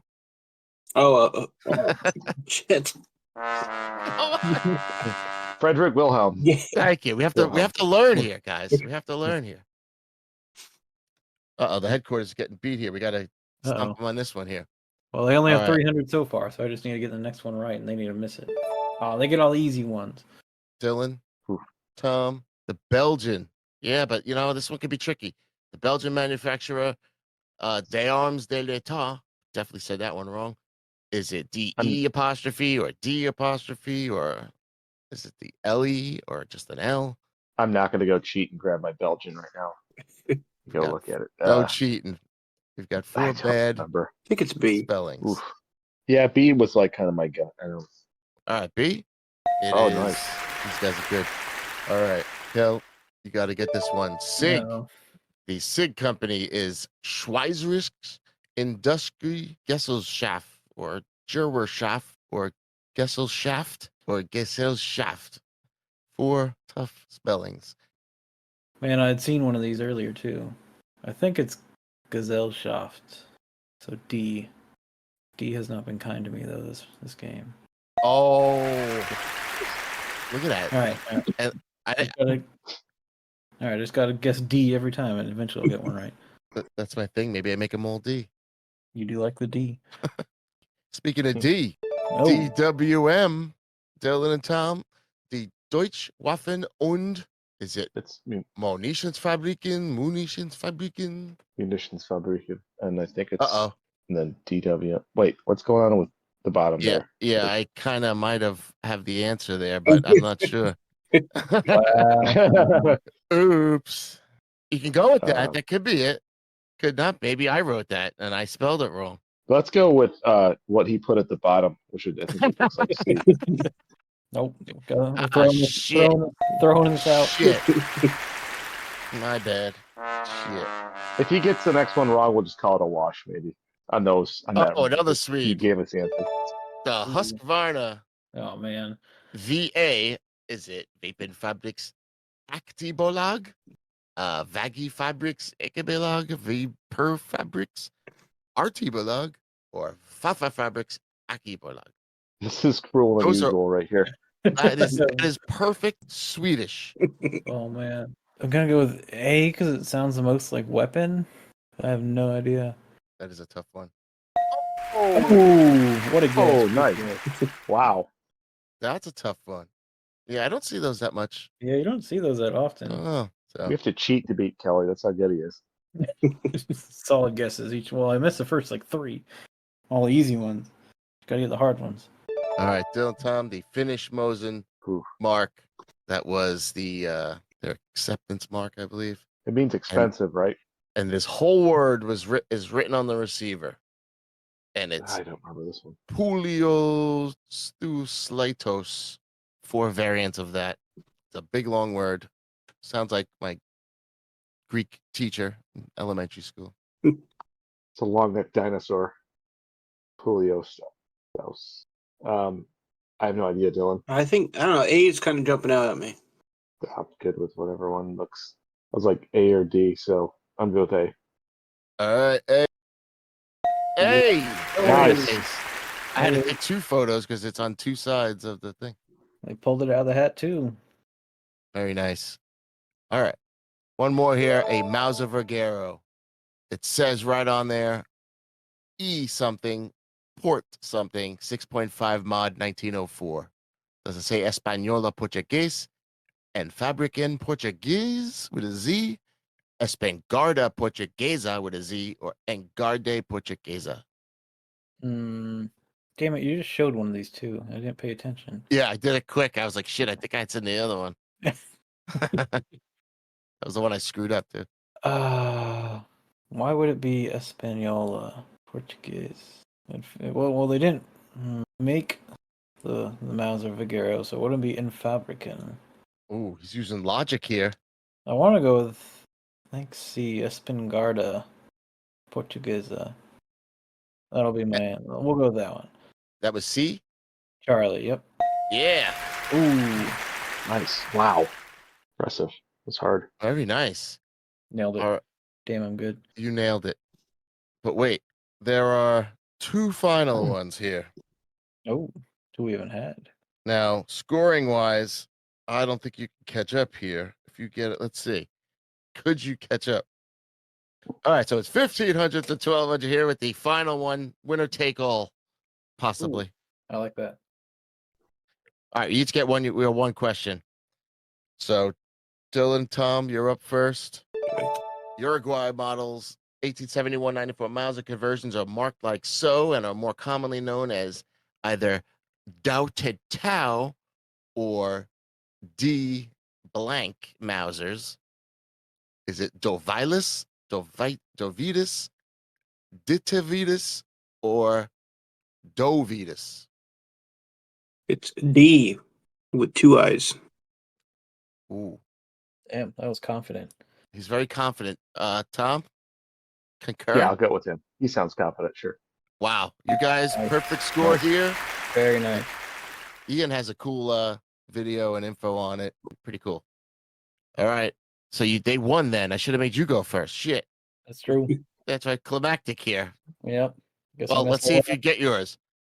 This mark here, because we've seen this a lot. The Italian repair marking.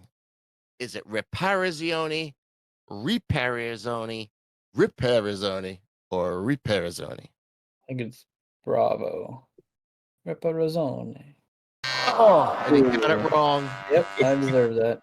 It would have been anticlimactic anyway because you would have got it wrong. Good. Serves you right. Solid, solid loss there. It's a Riparazione. Reparazione. Shit. All right, so I think we did pretty good, but Dylan and Tom, you guys really bravo. Clean slate. Thank you. You took the cake on that one. I gotta say though, Kelly usually smokes us every week when we play trivia, so this is kind of rare. Dylan must have Redemption. carried us because I usually get smoked by everybody. So Because I haven't had enough drinks. true. Redemption. All right, we got a couple more things here, and then we'll let everyone go. So, like I said, great job on that, fellas. And the last segment we have for you today, we'll touch upon a few more of the special markings we were talking about, and are certainly things like to look for when buying or looking at auction photos. So, one of the special markings you'll see all the time, and people are always asking about, are the unit marks. And I was curious. I didn't get to research it enough, but like, what other countries besides the Germans and the British and sometimes the USA do you see using unit marks? You can find them on Austro-Hungarian guns. Mm. I It must have stopped because they must have said at some point, like, this is annoying. We keep changing units and the guns, and now you have to change the bands, and the guns are always off. And it also gives Well, away tactical information. Doesn't Ooh. somebody have a Webley with unit marks? Is it you, Kelly? I have a Webley with the officer's name. Officer's and name. That's what it is. is like division on it, but not like a specific unit. I Yeah. think M2MG, he has a revolver with like a British or New Zealand unit mark on it. But there's so many of these unit markings on the German guns that I've seen books that are just like German unit markings. So Yeah, crazy. there's resources out there to look up what these are. And there's like the fancy R's and the simple R's, and they mean different things. Yeah, like regiment, or if it's like a job, or like Yeah, like that top one, I If think, is you're- like Bavarian 6th Reserve Regiment, Company 11, Yeah. Rifle 52 or whatever. yeah. This is one that there's a couple of good forum posts already out there.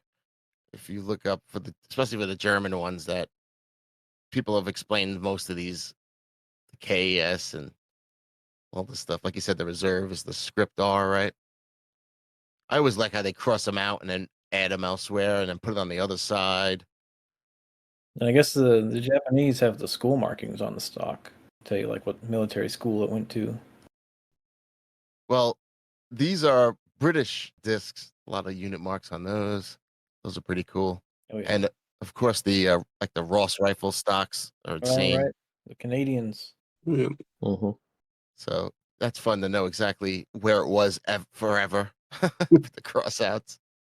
And then this thing is a couple of the old US guns and like some of the rolling blocks and the trapdoors.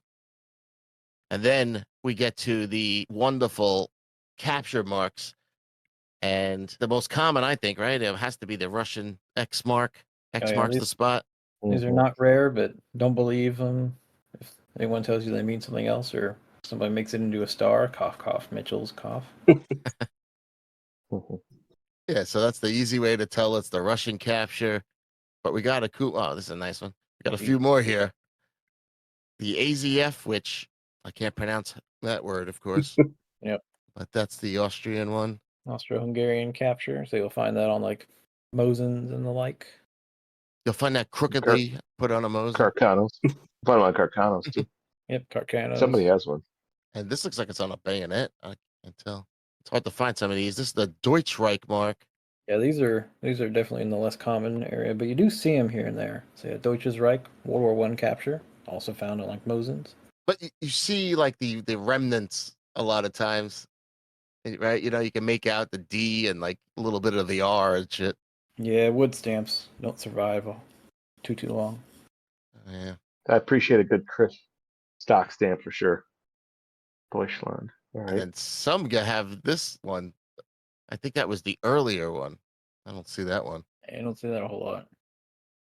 And the work, like we showed before, the Pulos Tussalatos mark, I believe, was when the Finns, instead of now after this they put SA, but I believe this is what they were putting on them first, and they said this is way too long. Get this down to You know two what- letters. You know what grinds my gears, Tom and Kelly, that I got to mention? What? And it's not a capture mark, but when people post like Type 99s or 38s for sale or whatever, and they put intact mum, and it's clearly been struck. You know, it's got some chisel marks in it. It's like intact. It's like it's not completely intact. But What? Like it's still there. intact as it's there, Yeah. and it's not. It's like No, unmolested. but you know? I think if you didn't know anything about those guns, you would think that maybe is just like an accidental mark. So Got it's not scratched. wiped. Mhm. So I could see thinking, if you don't know much about him, I could see thinking that's just damage.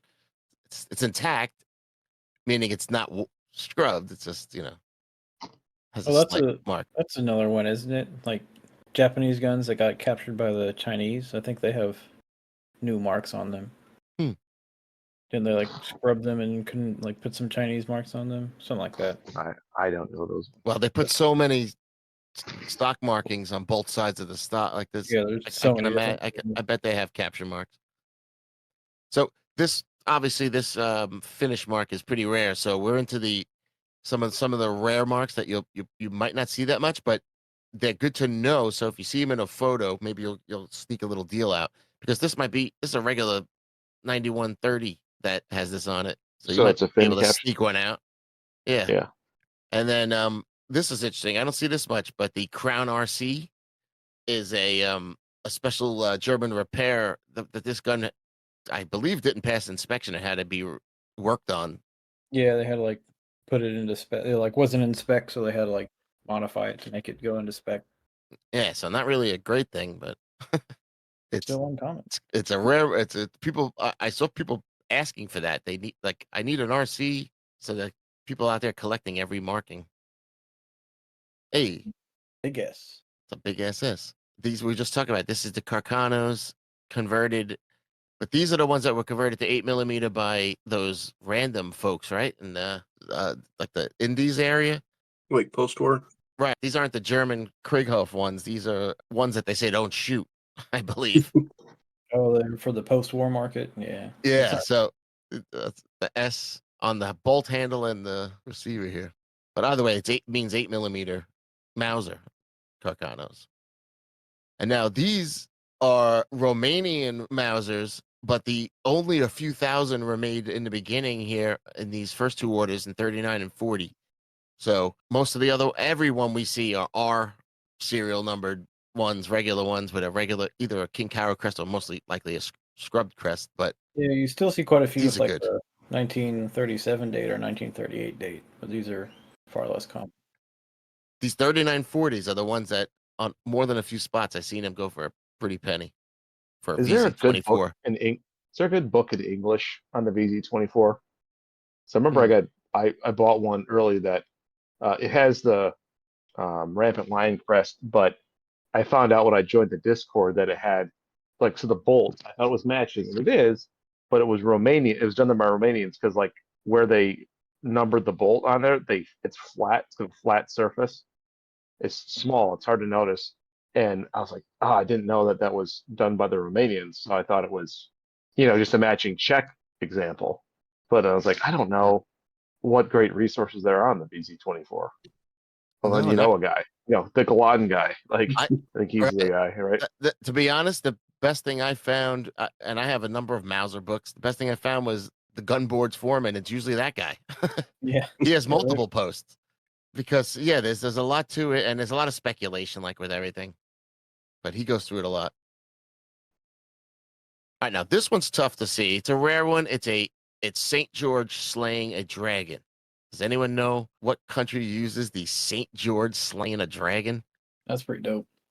Isn't that Greece? But they got some good drugs there. Yeah, Dylan got it. It's the Greeks. Oh, nice. So there's a couple of spots they put it. It's always small like this. I don't know why, but they should have jacked it on there, like the size of the lion, the Czech lion. But it's a little dude. Here is a Type 2, and I thought it was a thing to show our number chart in use. So looks like it's supposed to be a 2 type. Simple. Sounds got a nice Actually, gas. yeah, makes sense. And that is an intact mum. Yes. Yeah. Nice find. Doesn't have those little circles in it for, being out of service. Oh, here we go. Kelly, you have this. I do. A bayonet. But I think you have this company. Yeah, there's some cool companies, and everyone should know this one when I say it. So that's the little Nagoya symbol there. That just means it was under their supervision or approval. But that symbol to the left is Toyota.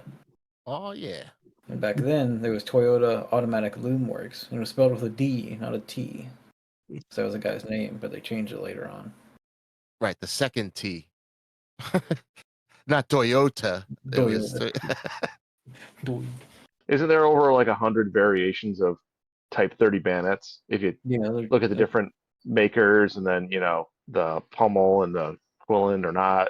Yeah, there's a crazy amount. There's actually a guy on Gunboard that's collecting data and photos and everything. He's going to write a book on them. So yeah, you can go look up. He wants photos in the Japanese board and post your photos for that guy to help him out with his research. There's the wooden scabbards and the. I was just talking on the MILSURP World Discord that I need a wooden scabbard for mine. That'd be cool. And they're expensive. Bamboo. So yeah, and they break. So that's a Toyota. That's a fun one to get, and you could probably get a decent price. Generally, you can tell the quillon is early, so it's got that. It's pretty early, and then they eliminated the fuller on it, and then they went to blued. So they just get more simple. You can see as the work. All right, this thing looks like an octopus, but it's another crossed something. Looks like rifles, but then it looks like keys. Keys or halberds or something like that. But this is a real rare one, and to give you a hint, it's on rolling block rifles. Well, that doesn't narrow it down. By a very, very small, tiny country the size of probably Manhattan or something. Are they in South America or what continent are we on? It's in Italy. Piedmont? I don't know. Oh, the Papal State, right? Right. This is a Vatican gun. Nice. Okay. That's what we said. So they had some special. They had their own cartridge apparently, a 12.7 by 45, and the Papal States had their own. It was like a 50-70 round. This was like I believe it. Yeah, it was their only modern rifle ever manufactured specifically for them. So they were like 1867 rolling blocks. They're probably all still there too. Right, in immaculate condition. They don't get rid of anything. There's like photos of their armory, and they still have like their swords from like the 1600s or whatever. But imagine one leaked out, you know, like you see a rolling block in shit condition and this thing's on the top of it.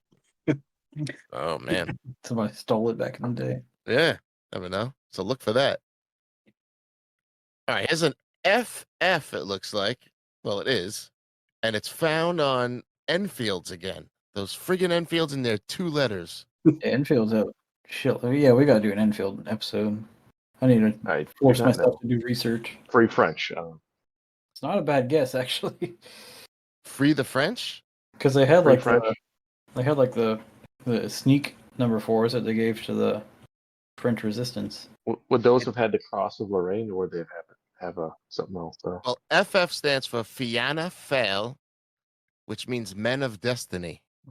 But yeah, I still don't know what we're talking about. So who would Men of use that Destiny. on an Enfield? It is the Irish. Oh, This is Gaelic. from 1921, from their independence up until the end of World War II. So if you see any Enfields marked with FF in a circle, grab that. Pick it up. Big time. Now, here's something I'm lacking, and it's sniper rifle marks. And this German mark with the SSZZA2 is supposed to be a legit one. I mean, if I saw that, I think I wouldn't know if I thought that was real. The Mosin one has to be the easiest, right? With the serial number, And the CH. right? The different circle markings. And speaking of the CH, Oh, there it I is. have some. Well, CNCH, yeah. There's a CH, that C, yeah, N looking thing, and a C in a circle for the Mosins. those are all legit. Those ones. Yeah, this is So from Germans, if you have the money for a German sniper, do your research. Right. Even if they're marked, do your research. Because when I was researching sniper marks, it was just, this is fake, that's fake, this is, watch out for this, I bought this, what do you think? Oh, you fucked up. You know, a Yeah. lot of that. It's just constant that. There's more fake ones than real ones out there. That's one where you ask before you buy it. You don't go, Mhm. "Hey, how'd I do?" Is this like you Right. check, you take pictures if you don't know. And now here's a real rare one. It's so amazing. It's such great artwork. It instills fear. Looks like your 7-year-old drew it. It is a tiger, but a very drunk or happy tiger. I don't know how to describe it. It's like He's an early happy. Detroit Tigers logo. Right. He's happy, right? It's Yeah, he's definitely happy. Or surprised. Mm. Or something. doesn't instill fear. Right. He's not feared. So this mark, of course, and I think Matt just got one of these, right? Yep. Is a Siamese Enfield, they call it, used by the Wild Tiger Corps. Crazy. So these were like we were talking about, the other group was like 600,000 people. This was like 10,000 people. So the Birmingham Small Arms Company, though, in 1920 made them. So they're legit. They had bayonets too. Right. And the bayonets have the head.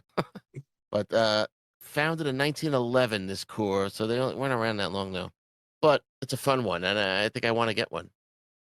All right. And then the last thing here, we didn't do much on markings on like accessories and shit. Those were also mentioned as being faked a lot too. Are you good at telling this is a legit? I got that one at the CMP, so I'm pretty sure it's Nice. legit. But yeah, and the thing is that can be tricky is that not all of the ones used during wartime or made during wartime had stamps. But if you see the stamp like that, you're pretty sure that it's good to go. I often look at the metal on it, and you can compare it to pictures of originals, and then you can tell if it's commercial Well, wait, or not. what gun did you get this on? That I just bought the sling by itself. Oh, okay. They just had them in a box, but that's for World War I era. Right. Go on 1917 and 03 or something. And how many different companies made all these things? Oh, I don't know. Tons. Yeah. And then there's one I can't remember off the top of my head that you see on a lot of World War II era slings. I can't remember off the top of my head, but and then they started out with brass early on, and they went to like a phosphate or steel. The steel would be World War II for sure. And then what was this? Because when I see this, I think of Romanian VZ-24s. So that is an Overton stock made for IHC, and that's a Julian date. So it's 199th day of 1952. And Overton also made stocks for IHC. I think they might have made them for HRA as well, but they're going to have the Julian date in their IHC. So if you have a defense acceptance stance, it's going to be a 1/2 inch one, and then you have the Julian date in there. It's almost assuredly for an IHC rifle. And Wow. I I would think that was like a serial number or something. I didn't 199th day of 52. yeah, it's weird how you do it, but I mean that's so I'm always, if I see a 1/2 inch defense acceptance stand, I'm pulling out and looking in the barrel channel there to see if it's got that, because that turns that into like a $500-600 at least just the stock, if it's got Wow. that and the defense acceptance stand. So I would go look at my stock, but I got it. Yeah. From you. This is just the Siamese numbers. In case you want to learn those, I gave up. So if you want to try, I got 0 down. 0, I'm good with. We got a 0. We got a acrylic Q. We got a very fancy M. We got a M The with 3. your left, M with your left hand. Got a Straight. saxophone. Got a skinnier saxophone. A backward saxophone. An M saxophone. Couple of hookahs. Got a guy Oh. doing a headstand. by the way, the correction too, in case someone gets confused, IHC did make some of their own stocks too. So I can't remember if it's an IR or IH or something. So Overton or IHC would be correct for a IHC rifle. And then here we have the 229th day of the. yeah, right. 1953. Yeah, that's the serial number for a non-refurbed Russian SKS. And sometimes you'll see them, they don't have like the Tula stamp there, or it'll have like crossed out serial number or placement. So that's how you can tell it hasn't been refurbed. There's no force matches or anything like that. Right. Yeah, that looks good. Yeah, And then that's a Winchester. Yep. Yeah, that's how you tell what kind of stock you have on your 1917. It's E for Eddie Stone and R for Remington. Got a number on there, which is probably like some kind of rack number or something, but that's how you tell. One way to tell what kind of stock you have. All right, I think. Oh wait, we got a couple more here. We have a 3G. 3GM-K. Yeah, it's just a rebuild stamp. I believe, again, I'm not the 1917 guy, but the original stamps would be on the bottom. I forget what's like an eagle or whatever, but if it has them there, that's a rebuild stamp. The eagle there was a certain numbers for each manufacturer, like either Right. 100 or 200 or 300. That's something Zeb knows. He knows the manufacturer ranges. When I first got into 1917s, I thought that those pins were like repairs, but those came in there originally. Yeah, it does look like the repair pins. Now, where are you guys on? If there's a bunch of repair marks on there, does it really knock it down to you, or is it more of this gun kept on going? Yeah. And has character. I think they're kind of neat as long as it's structurally sound. Like I had a P14 with a stock that the repair was kind of sketchy, so I was like, I replaced that stock. Depends what it is for me. I mean, 1917, if it's got rebuild stamps and stuff, I don't care, because if it's not an original blued gun, it's already been refurbished, so it doesn't matter to me. And then like some people, I know like a French gun, they've got all the rebuild or all the repairs and stuff. It's just kind of expected. So it kind of depends on the rifle. I agree. I mean, if it already has one repair, then there might as well be 3 or 4. Mm. Yeah. Right. Unless you get one on, if you get an unmolested one, then that's a whole other story. All right. So I think that's it for our MILSURP markings. I did want to ask if there are any books or anything you recommend that is like a markings book in general, or anything like that exists, or maybe we should write one. Like, is there anything that has lots of markings, or do you have to go to each individual book and find one and find the marking chapter? Yeah, there's books for all the different guns, and I know there's like a German unit markings book or reference out there. Yeah, it's called like the Standard Directory of Proof Marks. It's for just Germans stuff. Yeah, that one's just specifically for German stuff. I don't think there's a universal one. Oh yeah. I can see Tom throwing together like a spiral pad, spiral book. It's just got all his collection of stuff he's put together on here. We've got to get a book together and collect everything and put it all in one spot for everyone. Oh man, got all our original photos. Yeah.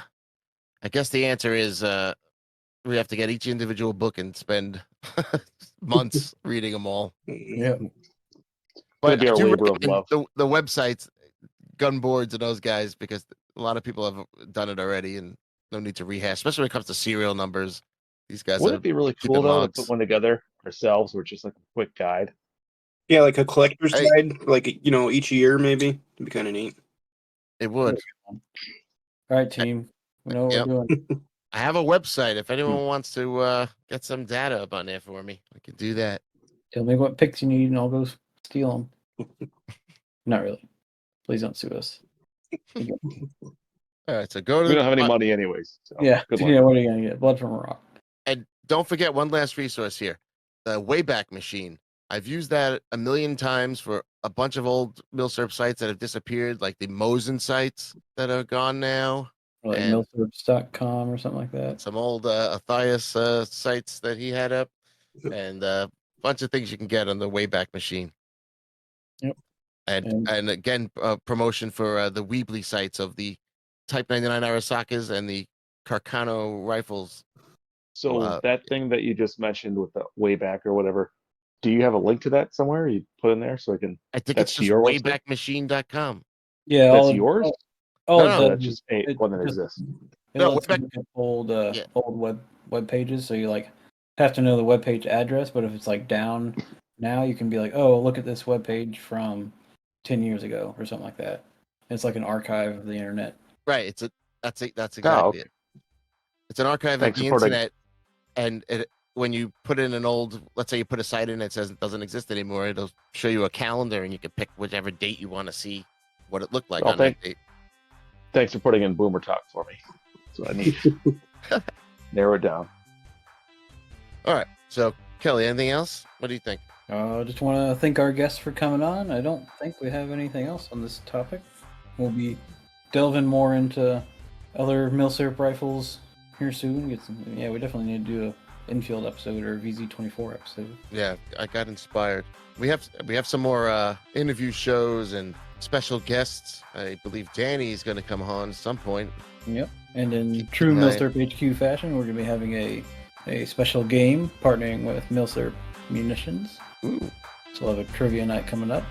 Tune Yeah. in for that and participate. And I think there might be prizes, but I don't know what yet, so don't ask. There's rumors, there's sponsors, and prizes. So milsurphq@gmail.com if you want to play along and join in. Should be fun. All right. Thank you, Dylan and Reese, who was here earlier, and Tom, Admiral. I'm sorry. Thank you for your There we service. All right. And Good. And thank you to our few but great Patreons. And we Yep. welcome more, and we'd love to have you on the show. Patreon.com. Thanks, guys. And look for the video on there and on YouTube. Thank you.